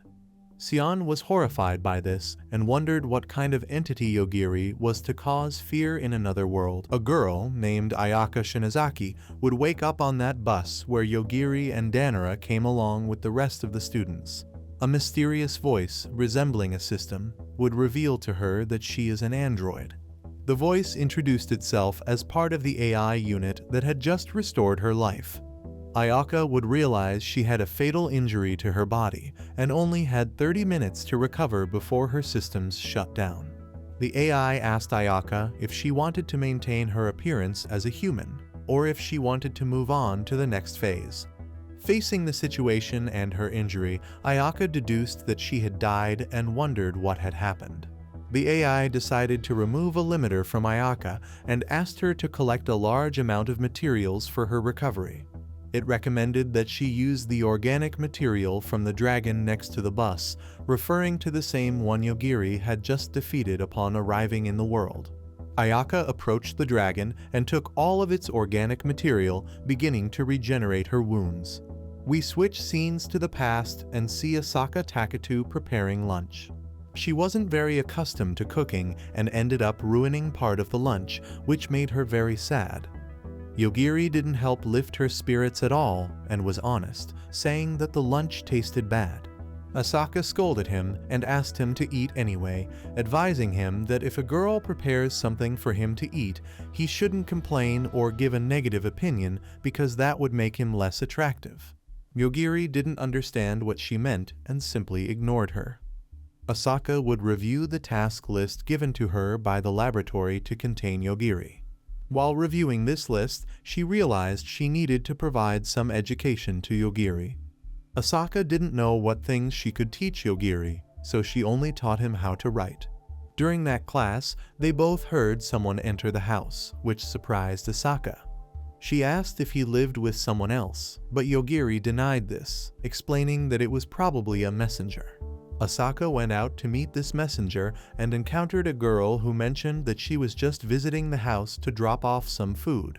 Asaka realized that the girl was actually a robot and questioned whether it was a good idea to raise Yogiri in an environment of artificial lives. She took the opportunity to ask the robot if it would bring more than just food, which the robot confirmed. Asaka asked her to bring a primary school textbook, a cookbook, and some kitchen items. The robot agreed to each of the requests and left the food. Asaka returned to Yogiri and decided to go out with him for a walk in the fields to observe the landscape. 1 month later, Asaka would submit a report to the laboratory about the progress she had made with Yogiri. This excited the scientists, as it was the first time someone had survived a whole month with Yogiri. Yukio Shireishi, one of the available scientists, congratulated Asaka for her achievement. She asked him to occasionally send more people to visit Yogiri, mostly teachers, so he could be well educated. But Yukio rejected this, explaining that bringing people with Yogiri isn't as easy as it seems, as most people resign after the first night upon learning what Yogiri really is. Asaka wouldn't hesitate to take a vacation to stay away from Yogiri, as she still wasn't completely prepared to take care of a child and wanted to take a break from so much responsibility. During one of her naps, Asaka found herself inside a dark room. She wondered how she ended up there but couldn't remember anything, lamenting having spent the month's salary on excesses. A robot appeared to tell Asaka that she was trapped in a room and assured her they had no intention of harming her. This robot informed her that she was inside a room belonging to an organization that deals with interrupting calamities and seals them in other worlds to prevent the destruction of humans. Meanwhile, Yogiri was sad and somewhat frustrated because Asaka hadn't come back to visit him, so he decided to escape with the help of one of the robots that took care of him. The scientists were alarmed by this and called the head of the experiment Yukio. The latter decided to appear in the laboratory offices upon learning that Yogiri was escaping. He wanted to dialogue with him, but found out that all his colleagues had died. In one of the security cameras, he saw a robot helping Yogiri escape. Yukio asked what they did to Yogiri to make him become hostile, and a surviving scientist commented that they all tried to return him to his contingency room, but it ended badly. Yukio contemplated taking his own life to avoid risks. However, Yogiri appeared out of nowhere to prevent this and inquired about Asaka. Yukio remained calm and told him that she was on vacation.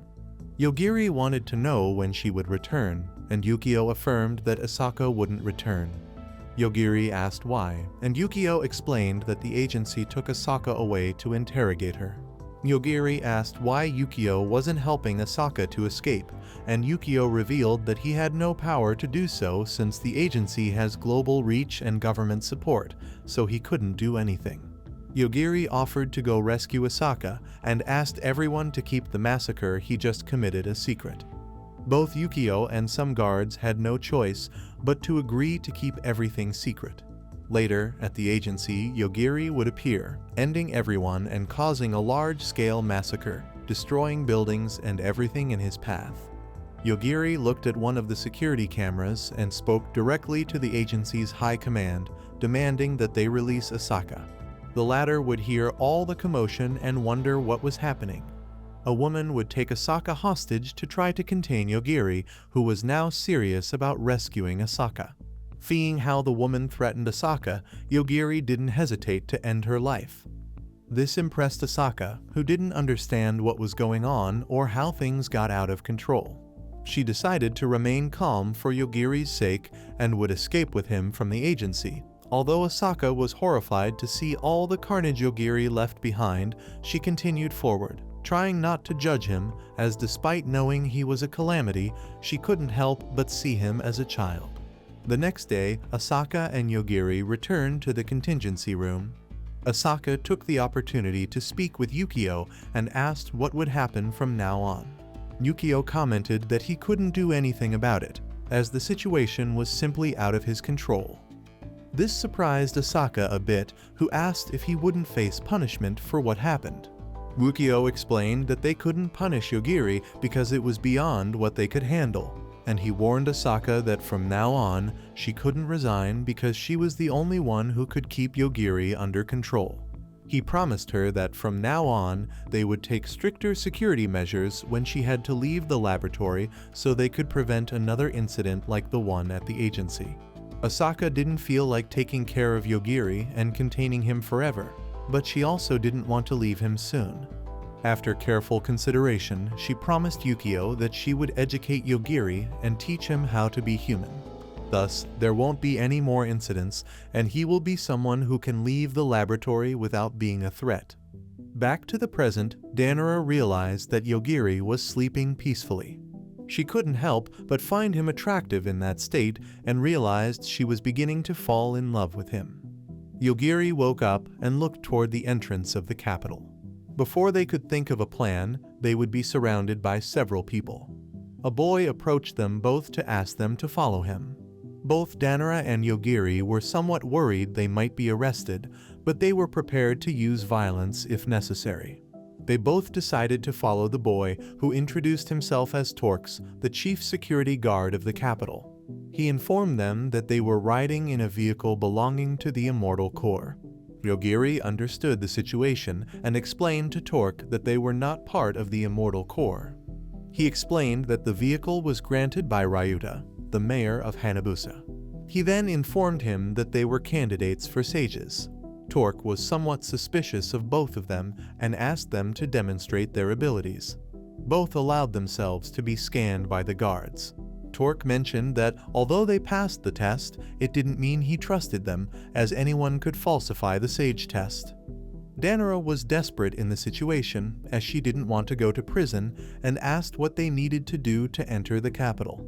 Yogiri decided to show everyone the necklace given to him by Rick, causing the guards to kneel. Torque explained that the necklace Yogiri wore was an amulet engraved with the shield of the royal family. He was impressed that someone like Yogiri and Danara had that necklace, but they were allowed to pass without trouble. A man appeared to prevent this, saying he wouldn't allow anarchy. This man's name was David, and he refused to let Danara and Yogiri pass until they proved themselves worthy of entering the capital, claiming he was part of the royal family as the youngest member. David challenged them to a fight to see if they truly came on behalf of Rick. Danara decided to confront David with a dagger and managed to trick him. David fell for Danara's deception and received a kick in the groin, something that even hurt Yogiri. All the guards celebrated Danara's victory. The spirit accompanying Yogiri and Danara commented that Danara was so fast that to the eyes of others she seemed to teleport. Already in the capital, Yogiri would realize that several areas were protected by spells that prevented their passage. David followed Yogiri to keep an eye on him. Seeing that he encountered a spell, he told Yogiri that the capital's wall was built by a great mage in antiquity and could withstand any attack. After this conversation, David took Danara and Yogiri throughout the capital, where they discovered that there were more people than usual, as the capital was being used as a meeting zone for explorers and warriors. This was because they were going to embark on a journey to the underworld. Yogiri decided to separate from David and went to a secluded spot with Danara. He told her that they would soon meet their classmates, who were candidates for sages, and there might be conflicts. He asked Danara if she intended to forgive them despite what happened on the bus, or if she wanted to take them down. She didn't know how to respond, but she went to the capital ceremony with Yogiri. There, they met all their classmates along with the king of Manii. Some students underestimated the king, thinking he was weak, so he put them in their place, showing no mercy to any. Yogiri knew that the king was not someone easy to defeat, as he was able to ignore a time-stopping ability from another student. Once the king had everyone's attention and respect, he mentioned that there was only one thing they must do to become sages according to Sion's conditions. We see Sion traveling to another world to meet Aoi and ask her about Yogiri, but he was surprised to see that Aoi seemed mentally affected, and she scolded Sion for involving her against something that is not human. A mysterious voice mentioned to Sion that Aoi has been having a crisis for many hours and thought that would end with her presence. Sion asked if she learned anything about Yogiri. The voice tells him that the information she has was obtained from the sage candidate, Damon Hanakawa. We change scenes and see Damon with Lute. Damon comments that he cannot reveal any information about Yogiri because he is completely sure that he will kill him without being present. Lute reminds Damon that he said he was willing to do anything to survive and wanted to know what happened to his will after encountering Yogiri. Damon reminds her that she witnessed a god dying. Lute replies that it is impossible for someone to be able to end another's life simply by wishing it. She decided to hire someone possibly stronger to get rid of Yogiri. From her suit, she took out a key and explained to Damon that she is the bearer of the seal key. With that key, she can release Vahanato's sister, who was so chaotic that she had to be sealed by Vahanato herself to contain her threat. Damon, upon hearing this, decided to leave, stating that in that case, he does not need someone like him to defeat Yogiri. Lute stopped him, saying that he is her only source of trust to be able to defeat Yogiri. So, they both went to free Vahanato's sister. We change scenes and see all the sage candidates with the king. The latter tells everyone that they must cross the underworld and defeat the dark god. Whoever achieves this will be recognized, and he promised them all a base. However, he warns that the royal family has the ability to weaken powers, so if anyone decides to rebel, they will not show mercy. Danara intervened in the meeting to draw the king's attention. The rest of the candidates were surprised to see Danara alive. At the same time, we see Rick and the Divine Queen arriving at the capital castle, where they were greeted by Holaris, the current Archbishop of the Church. The Divine Queen tells Holaris that she is not completely sure what to do now, as it had been too long since they sealed the dark god Albagarma. Holaris decided to show her his new home. He asked if the seal had been destroyed and the god was set free, to which the queen reveals that the dark god in the canyon was defeated. Holaris asked her about the sealing key. The Divine Queen seemed unaware of the matter, and this angered Holaris, who asked her not to pretend ignorance. Suddenly, the Archbishop pulled out a magical object which restrained the Divine Queen. Meanwhile, one of the sage candidates apologized to Yogiri and Danara for proposing the plan to abandon them on the bus when things went wrong. This boy's name is Suguru Yazaki. Danara comments that she is still upset about what they did and asked if they are an obstacle to what they are trying to do. Sora Aquino intervened in the conversation, saying that the situation is different now and they need many allies, so she considers it good news that they have met them at a good time. Yogiri did not seem to know the girl, and Danara explains to him that Sora is a famous idol in school and in the entertainment world. Yazaki recommended Sora to be careful, as he did not trust Yogiri and Danara. Sora tells him that he is not the right person to talk about trust if he was the first one to abandon them. Later, the male sage candidates were taken to a room where they were forbidden to travel beyond the second floor of the castle, except for the girls, who had complete freedom. Yogiri decided to stay with Yukimasa Ehara and Yuyugo Izumida. These two were his classmates and the ones he used to talk to the most. Yogiri asked both of them what their abilities were. Yukimasa said he is a reader and can read any kind of book in any language, while Yuyugo is a cook. Fukai entered the room and asked Yogiri to accompany him to talk alone. Meanwhile, Danara was with her two trusted classmates and discovered the existence of the three noble eroges.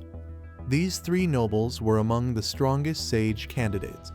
Ushio, who rebelled against the king and lost his fingers, has the power to stop time. Monokata has X-ray vision, and Yadate can summon tentacles. The conversation would be interrupted by the appearance of two girls who urgently wanted to talk to Danara about Yogiri. Back with him, Fukai called him by Akakushi. This surprised Yogiri, and he asked about Fukai's true identity.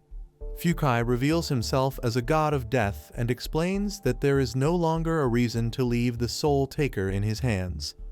Yogiri remained serious and asked why he came to find him. Fukai comments that he has the mission to watch over him. He decided to take out one of his eyes and handed it to Yogiri, explaining that this eye has the ability to detect the supernatural. However, that power was lost when he arrived in the same world as him. Yogiri asked him to be direct, and Fukai mentions that he is aware that neither of them can unleash their power. After this, Fukai left. Danara appeared and asked Yogiri to go out to meet the girls. He agreed, and two girls apologized to Yogiri for trying to kill him on the bus. These girls were Ryoko Ninomiya and Carol. They both wanted to be his servants because they know he has the ability to cause instant death. Yogiri asked both of them how they knew about his power. Carol explains that both she and Fukai and Ryoko have the mission to watch over him.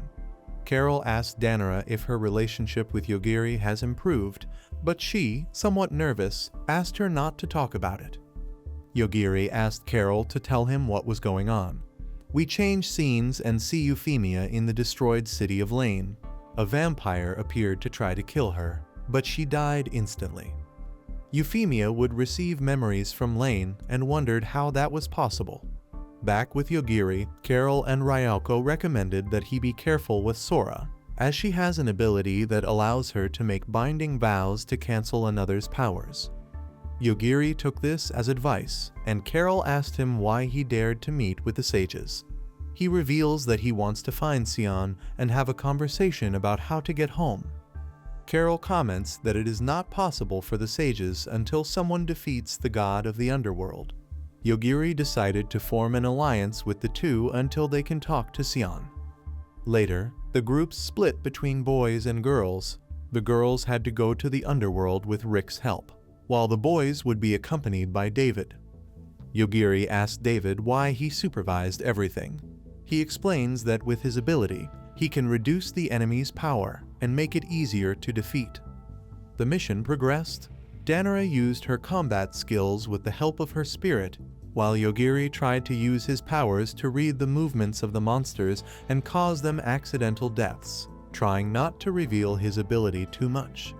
Some of the boys began to praise Yogiri, and some proposed the idea of forming a battle team in the future. David was a little surprised by Yogiri.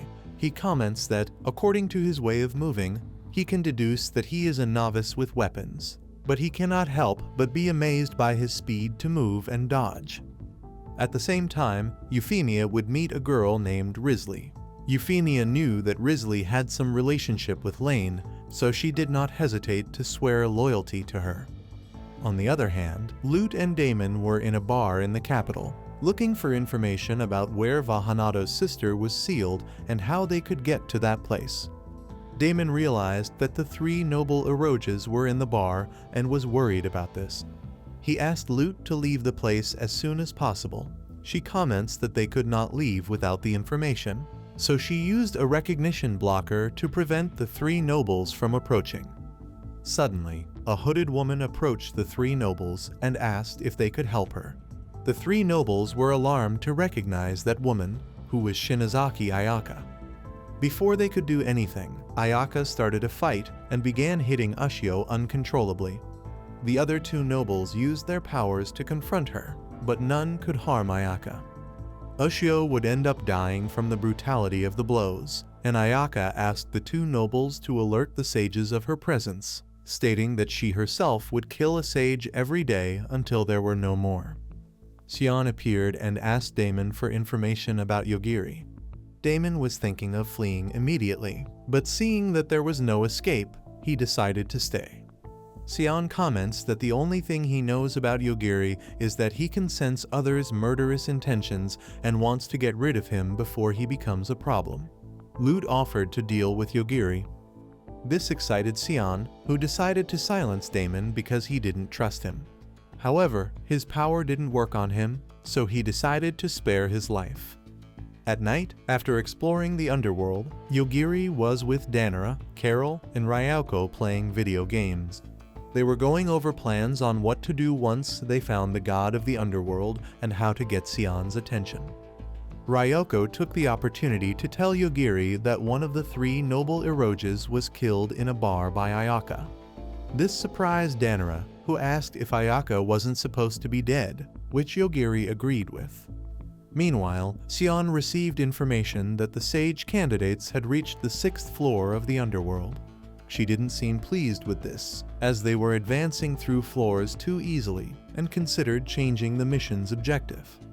Yuichi, Sion's assistant, asked her if she had any plans to get rid of Yogiri. Sion comments that for the moment, she doesn't have a clear idea of what to do with him. Suddenly, Utori Haruto, a sage candidate, entered Sion's office. She asked him how he found her, and Utori explained that his ability is based on solving problems. Sion asked if he needed anything, and Utori asked her to extend the time limit for exploring the underworld because he wanted to defeat the god of the area. Sion agreed to extend the time limit, with the condition that the rest of the candidates make an effort. However, she wanted something in return and asked him to kill Yogiri. We see Ayaka Shinozaki looking at the city from a balcony, receiving reports and updates about the study of a dragon she had digested. She acquired both its powers and the ability to speak in the dragon language. Suddenly, several projectiles were fired towards her position. One of them hit her in the head, but she managed to withstand it. Quickly taking cover to avoid further injury, she propelled herself towards the source of the projectiles. She asked the girl if she really wanted to involve more people who had nothing to do with the matter of ending the Wise Ones. This girl's name is Riona Shirayama. Riona commented that she would get rid of her to be able to sleep peacefully. After these words, she attempted to punch Ayaka, but Ayaka blocked her blow with a magical barrier. Completely confident in the fight, Ayaka asked Riona if she was one of the strongest among the Wise Ones. Riona replied that when it comes to hand-to-hand combat, she is the strongest. Riona concentrated magical energy in her fist to deliver a powerful blow, and Ayaka countered with the power of the dragons, managing to tear off one of Riona's arms with her claws. Ayaka mentioned that if she is indeed the strongest in hand-to-hand combat, then she won't have any problems with the others if she defeats her. Riona scoffed at her, revealing that they cannot use their powers to the fullest because they are in an area controlled by the royal family. This surprised Ayaka, and she asked her system about it. The artificial intelligence told her that the royal family, being the owners of the area, can extend their powers throughout the place to weaken the power of the Wise Ones. Ayaka decided to spare Riona's life and mentioned that she would look for her again when the power of the royal family dissipates because deep down, she wanted to have a fight at her full power with her and see if she could stand up to the rest of the Wise Ones. We switch scenes and see the lower floors of the capital, where Damon and Lute were exploring, trying to find Vahanado's sister. They encountered a mysterious girl, and Damon asked if she was some kind of explorer. Lute recognized her. She was Mana. Damon wanted to know who Mana was, and Lute revealed that she was the one they were looking for. We switch scenes again and meet Ryosuke Miyanaga, who would receive a request from the Assassin Guild. In the request, they asked him to eliminate Yogiri and explained how to find him. Meanwhile, Yogiri was in his room playing video games. Danara entered to scold him for loafing around, and he quickly explained that he was actually training his powers. According to him, he wanted to improve his use of instant death in case Sion becomes a serious threat. Danara asked him why he enjoys the fantasy world so much, saying that if he really wanted to return to his world, he would have done so immediately. Yogiri ignored her question and revealed that they need to be careful from now on, as several people have tried to attack him in the city. However, for this occasion, he cannot do anything and needs her help. On the other hand, Lute told Mana that she was sealed away. Mana mentioned that she already knew and revealed that she was sealed because the god of darkness wanted to protect her. Lute felt bad for Mana upon hearing this, knowing that the god of darkness put all his power into sealing Mana away and preventing her from ever escaping. Mana sensed that Lute had a connection with her brother and asked if she knew him. Lute showed her the key to the seal. At the same time, Ayaka would find the king's chamber, where she discovered that there were two identical kings, an imposter and the real one. She decided to launch a direct attack on the room of the real king. The latter was surprised by the attack and asked Ayaka for her identity. She refused to answer and demanded that he remove the seal that weakened the gifts of the wise ones. The king ignored her and unleashed a powerful wave of fire against her. Ayaka was able to block the attack with the powers of the dragon and returned the attack to the king. She managed to burn his body, and Ayaka grew bored of the fight, as the king lasted less than she expected. She decided to go out and explore the city to verify that the seal was no longer working. Back with Lute, she went to the plane where Mana was sealed. There, along with Damon, they would meet Mana's creations, children created through her imagination. Her power had reached a point where she could alter space itself at her whim. We see Riona treating her wounds with Akari Misono. Riona had recovered her arm thanks to Akari's abilities. When she was about to sleep, she felt a great danger approaching. Ayaka destroyed the roof of the room to enter and told Riona that she had just killed the king. She was surprised by this. Ayaka asked her to resume the fight, and Riona agreed. She quickly punched Ayaka, sending her flying against the walls of the capital. Riona managed to corner Ayaka and started beating her, but gradually noticed that her blows didn't seem to do much damage to Ayaka. The latter took advantage of the proximity to cut off Riona's arm again.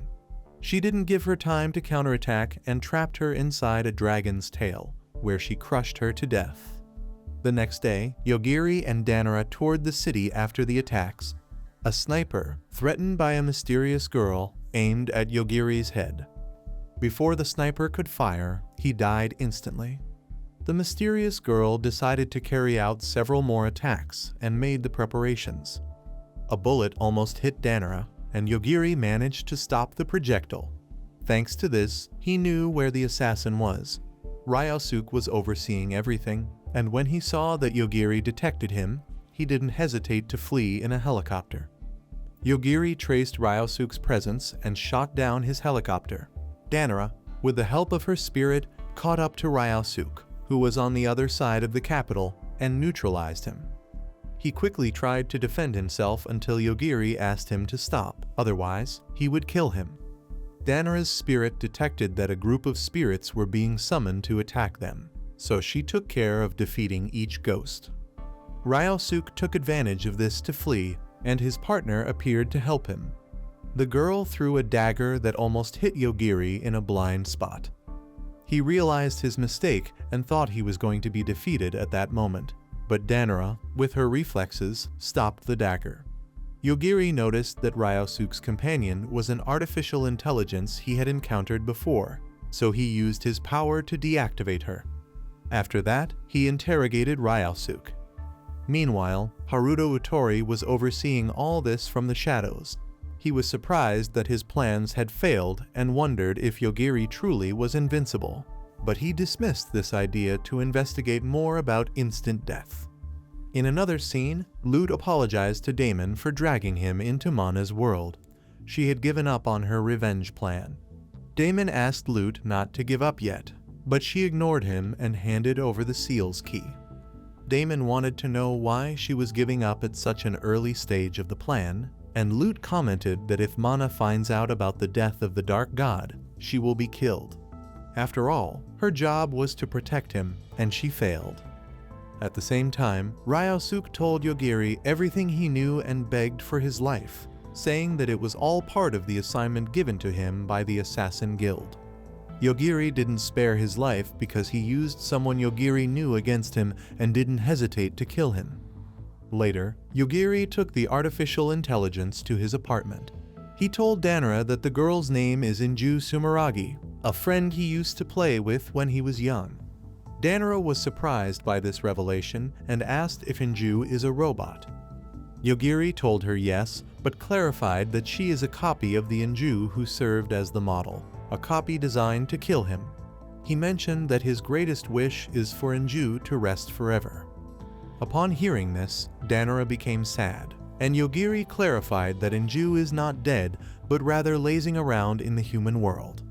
Danara scolded him for making her believe that she was dead and asked what he meant by wanting Inju to rest in peace. Yogiri explained that he was referring to her robot as he didn't want to destroy the robot of someone he knew. Danara felt somewhat relieved by this and confessed to Yogiri that deep down, she also didn't want to destroy a robot resembling someone she knew, especially if that person was dead. At the same time, Ayaka was finishing off each of the wise ones until she encountered Yuyugo Izumida. He defended himself against all of Ayaka's attacks using a kitchen knife. Ayaka was somewhat surprised that Yuyugo could endure so much in a fight and asked how a knife could protect him. He explained that he had the ability of a chef, which gave him the ability to cut anything as if it were a kitchen ingredient. Ayaka mocked him, saying he was interpreting his ability too broadly. She took advantage of a mistake to generate several wind currents that sliced Yuyugo's body into pieces. Yuyugo surprised Ayaka by showing her that he had been fighting with a clone all along. She began to take the fight seriously upon realizing that Yuyugo could clone himself. Ayaka didn't understand how he could do this and asked about it, to which he replied that the abilities of a chef are not solely limited to cutting. Yukamase Hana was using his ability to see the future for a few seconds from his book and discovered that Yuyugo would die soon. So, he secretly joined the fight, starting to alter the course of the battle by writing on the book. Ayaka unleashed a powerful explosion on Yuyugo to finish him off once and for all. This intense explosion was seen by Danara and Yogiri, who approached and could see Ayaka. She took advantage of this to flee after the explosion. Sora Akino gathered with the rest of the wise ones after the incident and told everyone that there were now only 18 survivors. Sora asked the 18 if there was anyone who could stand up to Ayaka. Everyone remained silent, and Sora explained that Ayaka was making several mistakes. She used a whiteboard to explain that Ayaka had a pattern of decisions that made her predictable. However, that wasn't the biggest problem, and she revealed that the capital ordered all the candidates for wise ones to leave the territory because Ayaka's attacks were putting everyone at risk. This surprised one of the students, who said that the kingdom couldn't contradict Xian's orders. But Sora clarified that this time, the kingdom had reasons to do so because if they stayed in the capital, it would eventually be destroyed. Yogiri came up with an idea with all of this in mind. So, the next day, he went to the 6th floor of the underworld accompanied by David and the other wise ones. The group reached the end of the 6th floor, but were forced to stop and come up with a plan because the entrance to the 7th floor was blocked by 5,000 guardians. Romiko would use her counting ability and gave the exact number of guardians they had to face. Suguru divided the group to attack the guardians head-on. Fukai, Carol, and Ryoko Ninomiya joined this attack to clear the way for Yogiri. At the same time, Lute decided to gather her courage and told Mana about her brother's fate. Damon quickly convinced Mana that Lute had done everything she could and explained that she was seeking revenge for the death of the Dark God. Mana mentioned that she would seek revenge at another time. Lute began to disintegrate, and Damon became frightened. Mana was using her power to transform Lute's essence and create a copy of her brother. Damon asked Mana to spare Lute's life in exchange. He would release her from the seal. Mana couldn't help but smile and asked him to release her, which Damon did. Meanwhile, we see the Wise Ones candidates helping to rebuild all the damage caused by Ayaka. During the night, the group decided to have a feast to celebrate finally reaching the 7th floor of the underworld. Danara realized that Yogiri wasn't at the feast and had a bad feeling, so she went to look for him. We see Yogiri in the forest, reading a book.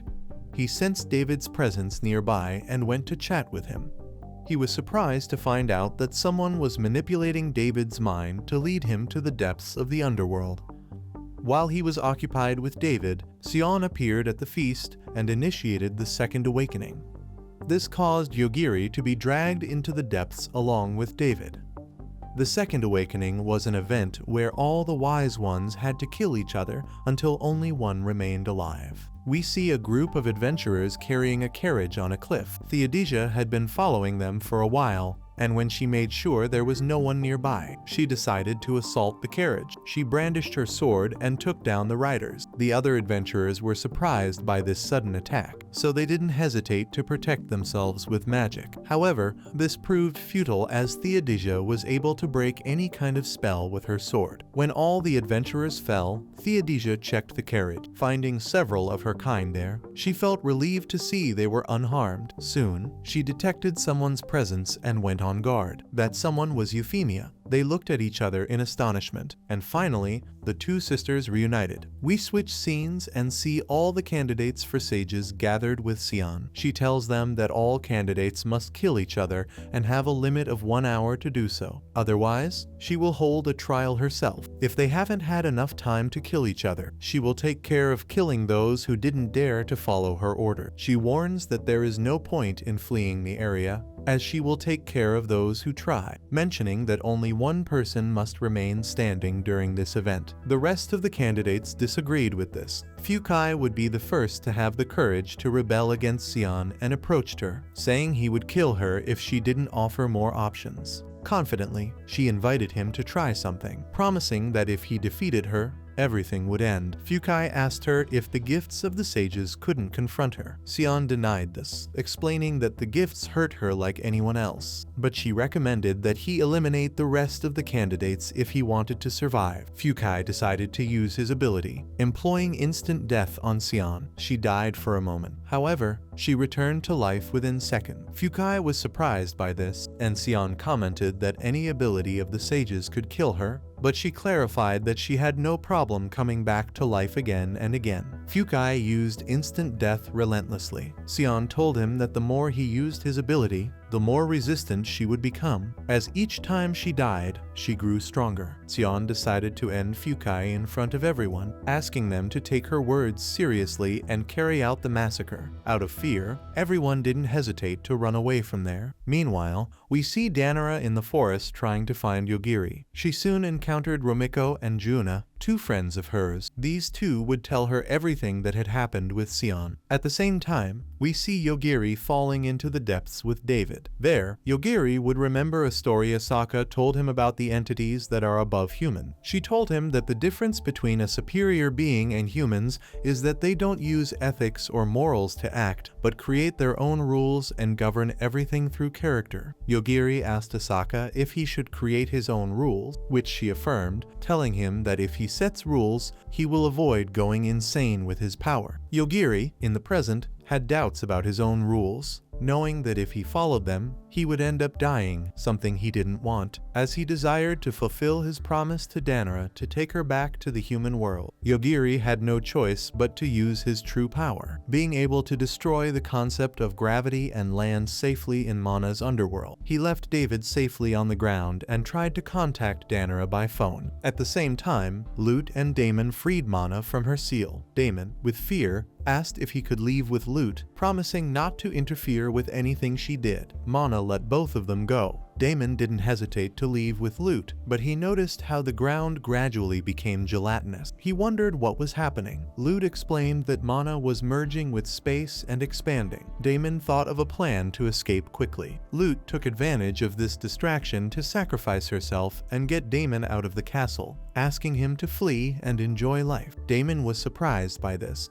He tried to return to rescue Lute, but it was too late, as Lute's vitality would be absorbed by Mana. Seeing this, Damon knew the threat was very serious and decided to run, hoping to contact Yogiri for help. We switch scenes and see Euphemia with Theodisia in a carriage. The latter asked a girl named Risley if she had become an Origin blood. Risley affirmed it and mentioned she was helping Euphemia rescue everyone of their kind as a reward for her loyalty. Theodisia asked to join this initiative, and Risley recruited her. Theodisia took the opportunity to ask why she wanted to go to the capital. Risley told her she wanted to meet Yogiri to discuss an important matter, surprising Theodisia, as she would soon meet him again. Yogiri, on his part, asked Danara if she would be okay while he tried to find a way back to the surface. She affirmed it and promised him that if she was in danger, she would let him know. Yogiri pocketed his phone, thinking of exploring the area a bit before taking David away. But he soon encountered Damon. The latter quickly threw himself to the ground, begging for his life, as he still remembered Yogiri's threat. A mysterious creature attacked them, and Yogiri took care of disintegrating. He decided to spare Damon's life in exchange for him telling him how to leave the underworld. Damon decided to guide Yogiri while carrying David. Meanwhile, the massacre among the sages began. A girl named Kyoko Tekura was hunting down others with her gift of firearm. She would start by hunting down Yukimasa Ehara. The latter, with the help of his book, avoided encountering her, as each page showed him what would happen in the future for a limited number of pages. Yukimasa was calm fleeing from Kyoko, but he felt true fear when he read on one of the pages that Ayaka would appear, and indeed she did, showing up to fight Kyoko. On the other hand, Danara was hiding in the treetop, this time tapping into the potential of her guardian spirit, ordering it to separate and explore the surroundings to know how many sages were nearby. The spirit would return to her after a while and tell her the number of sages nearby, besides revealing that Yogiri was in the 7th layer of the underworld and was trying to ascend to the surface with Damon. Danara asked if it had seen anything strange with the sages. The spirit mentioned that the gifts were starting to corrupt their users, which was Sion's fault. Yogiri, on the other hand, would find a hidden elevator with Damon, and both would ascend several layers until reaching the surface. There, Ehara would be waiting for them, who wanted to meet Yogiri and used his book to know when and where he would appear. Ehara gradually felt tempted to betray Yogiri because of his gift and rewrote destiny to make Yogiri die. However, the book itself would stop writing the future as a sign that it had reached a dead end. This surprised Ehara, who wondered how he couldn't alter the future if his power was stronger than Yogiri. The latter exited the elevator and didn't hesitate to finish Ehara without giving him a chance to react, as he could perceive his hostile intention. Damon soon received a notification from his gift system about the event Sion had caused. Yogiri told him that if he tried to flee, he would die by the system itself, and asked him to be careful. We switch scenes and meet Mei Hanamiya, who was in her room sleeping. She wasn't taking the event seriously until she felt someone's presence. It was Osamu Arima, another candidate for Sage. Arima would summon a giant stone above Mei to crush her. However, he was surprised when Mei suddenly appeared in front of him. He wondered how she could survive, and Mei explained that she had the ability to teleport. Arima and his companion tried to quickly take down Mei by combining their powers, but none of them would affect Mei. She mentioned that she couldn't be harmed in any way due to her gift. Mei would mock them, and with a single blow, disintegrated Arima's companion. The latter asked how she could have multiple gifts, and Mei revealed that she had been using powers in the human world since she died in a fight between two cat gods. As an apology, they revived her and gave her powers. Arima, upon hearing this, mentioned that in that case, she was the only one who could defeat Xian if she wanted to. Mei replied that she was much stronger than Xian, but she didn't want to hurt her because she found all the events she caused amusing. Arima couldn't believe that Mei was really willing to sacrifice her companions for something like that, and was disintegrated by a lightning bolt. The system would alert Mei that Damon had joined the event. She still held some resentment towards him and wasted no time teleporting to his position. Damon was surprised to see her and greeted her. Upon seeing Mei, Yogiri asked her if she intended to kill them. She didn't hesitate to use her powers to the fullest to confront Yogiri, as she knew he was a great threat. However, Yogiri didn't use instant death, and instead dodged Mei's disintegrating blow to elbow her in the abdomen. She was surprised by this and ended up on the ground trying to recover from the blow. Damon asked why he didn't kill her, and Yogiri mentioned that he didn't feel any hostile intention from her. Mei wouldn't hesitate to use the dark side of her powers, and Yogiri with instant death would end the cat gods, leaving Mei without her ability. On the other hand, Ayaka continued to fight Kyoko, dodging all her precise shots with difficulty. She couldn't get close to Kyoko, as she could create firearms out of thin air and use them for any situation. Danara watched all this confrontation from the trees. Soon, the spirit alerted her that someone was approaching. Danara climbed down from the tree to escape. However, she was found by Makachi, one of her friends. Danara was a bit worried about having to face Makachi, as she is a necromancer and could counter the abilities of her guardian spirit. Danara asked why she was looking for her, and Makachi confessed that she also had a guardian spirit, who is a princess of an ancient species called Tianu. Danara was distracted by Tianu, as it was the first time she had seen another guardian spirit. Makachi took advantage of this distraction to possess Danara's spirit and would use it against her, dodging all the attacks skillfully. Makachi tried to finish off Danara, but she missed the attack. However, she demonstrated great physical strength, managing to destroy a tree. Danara asked her how she could be so strong, and Makachi replied that she shouldn't be scared of something like that, as she should be someone capable of handling combat at that level. Yogiri arrived at the right moment, and seeing Danara in trouble, he didn't hesitate to fight Makachi. On the other hand, Runa, Asuha, Suguru, Haruto, and Yui joined forces to fight Sora. Despite the team's efforts, Sora gradually overpowered them. The fight was interrupted by the appearance of underworld creatures who emerged to consume everything in their path. Mana's power to merge had reached the surface. Yogiri could sense this power and ended Makachi using instant death. However, the fight between Ayaka and Kyoko would end badly, as the latter would summon a war bomb, which ended up exploding and affecting absolutely everyone. Yogiri saw the explosion and quickly decided to protect Danara as best as he could.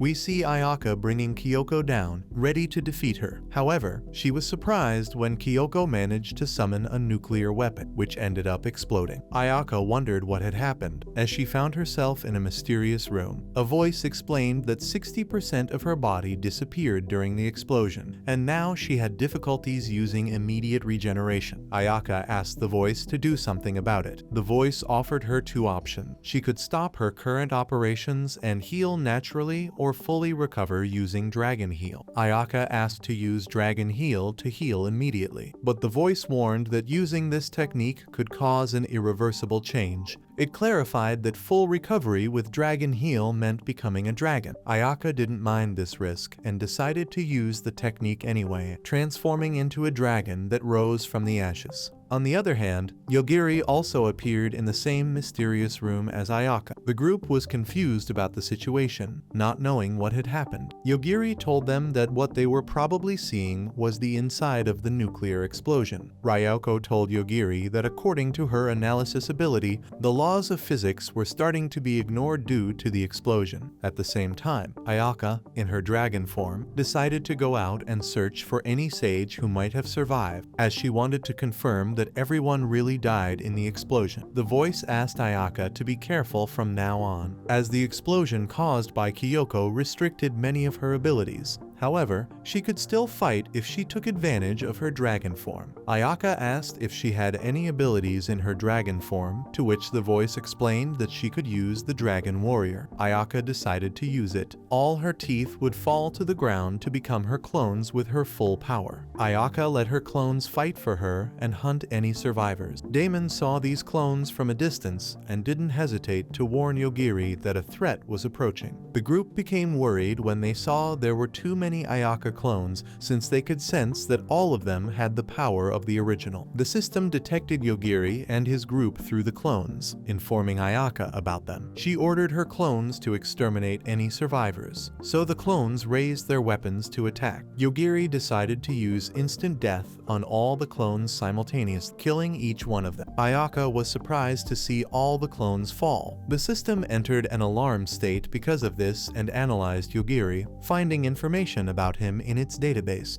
It asked Ayaka to be careful as she was fighting against Alpha Omega. The system tried to understand how it was possible for Yogiri to use his technique on someone it couldn't recognize. It advised Ayaka to flee for the moment, since if she recovered some of her abilities that were nullified by Kyoko, she could defeat Yogiri. Ayaka was confused by the situation and asked the system if it knew Yogiri. The voice affirmed this and revealed that she, along with several others, was created to kill Yogiri if humanity was annihilated. To make this possible, both she and others with similar abilities had the capacity to hide their souls so Yogiri couldn't kill them easily. Ayaka ignored the system's warnings and decided to face Yogiri. Danara looked at the dragon and told Yogiri that this creature was identical to the one that attacked the bus when they arrived in the world. Ayaka didn't hesitate to use her most powerful technique to finish off Yogiri, but he used his instant death, ending Ayaka. The system was relieved to have survived, even though Ayaka couldn't, as it could now send reports about the limits of Yogiri's power, since Ayaka had just demonstrated his weakness. After this, the group tried to find survivors, but only found a red desert due to the heat of the explosion. Damon mentioned that probably no one survived besides them, and it's possible that Sion might appear at any moment. At that instant, Sion decided to reveal herself to meet Yogiri. The latter used instant death to take Sion's legs and demanded that she obey whatever he said. Sion quickly used magic to attack Yogiri, but it was futile, as every attempt failed because Yogiri's ability nullified any kind of magic. Sion tried to take Yogiri by surprise and used instant death on him. However, Yogiri was unaffected. He told Sion that using any death technique on him wouldn't work, and instead, she would be the one to die. Yogiri offered to spare her life in exchange for telling him how to return to his world with Danara, believing she had the answer since she was the one who summoned them. Sion tried to use magic, so Yogiri had no choice but to torture her slowly with instant death. He warned Sion that he wouldn't stop the torture until she decided to answer. Sion quickly teleported and escaped from Yogiri. Seeing this, Damon told Yogiri that it was likely that, with a teleportation ability, she could escape. Yogiri asked Damon to remain calm, as now he could track Sion's presence. The latter appeared in her castle and tried to replace her body with another. However, Yogiri's ability reached her, destroying her artificial body. Yuichi entered the room, sensing that Sion was in danger. Seeing her on the ground, he tried to help her, but was affected by instant death, and, like Sion, began to be tortured. Neither of them could understand how Yogiri was attacking without being present. In desperation, Sion had no choice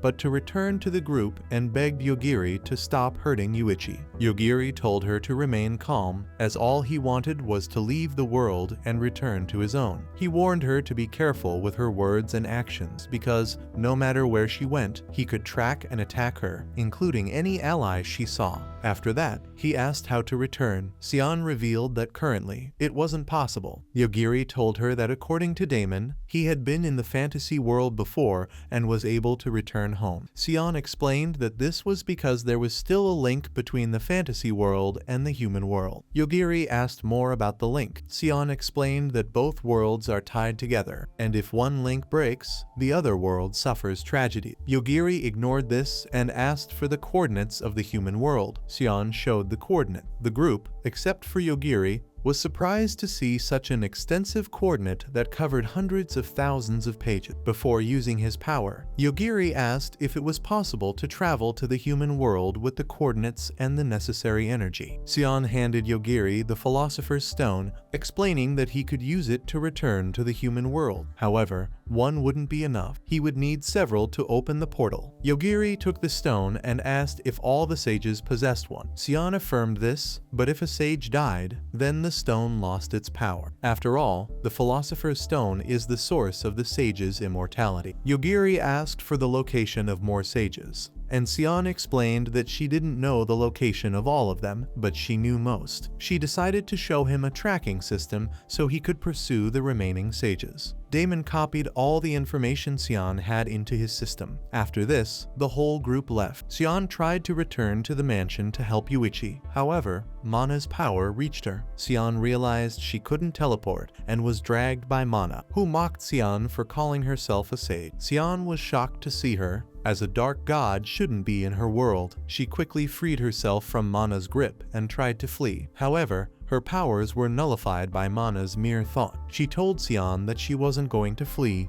as her soul would now serve to revive her brother. Sion began to be absorbed by Mana and warned her to be careful with her decisions, as Yogiri could kill her if she made a mistake. The scene changes, and we see several angels landing in a village, trying to contain the threat of Mana, which was spreading across the world. Despite their efforts, each of the angels died. Rick witnessed all this from his castle, so he intervened personally with the heroine's sacred sword. A single slash of his sword was enough to eradicate part of Mana's spread. Rick was a bit worried to see how much Mana had spread. He knew that with his little experience, he wouldn't last long defending the village and wondered how long Mana had been unleashed. Meanwhile, Holaris, the monk of the royal family, began to pray in honor of Mana and was glad to see her alive. Yogiri infiltrated the group right into the same room as Holaris. The latter detected them, and Yogiri used his ability on him, knowing he was dangerous. Seeing Mana spreading too quickly, Damon had no choice but to tell the group what he had done. He explained that Mana,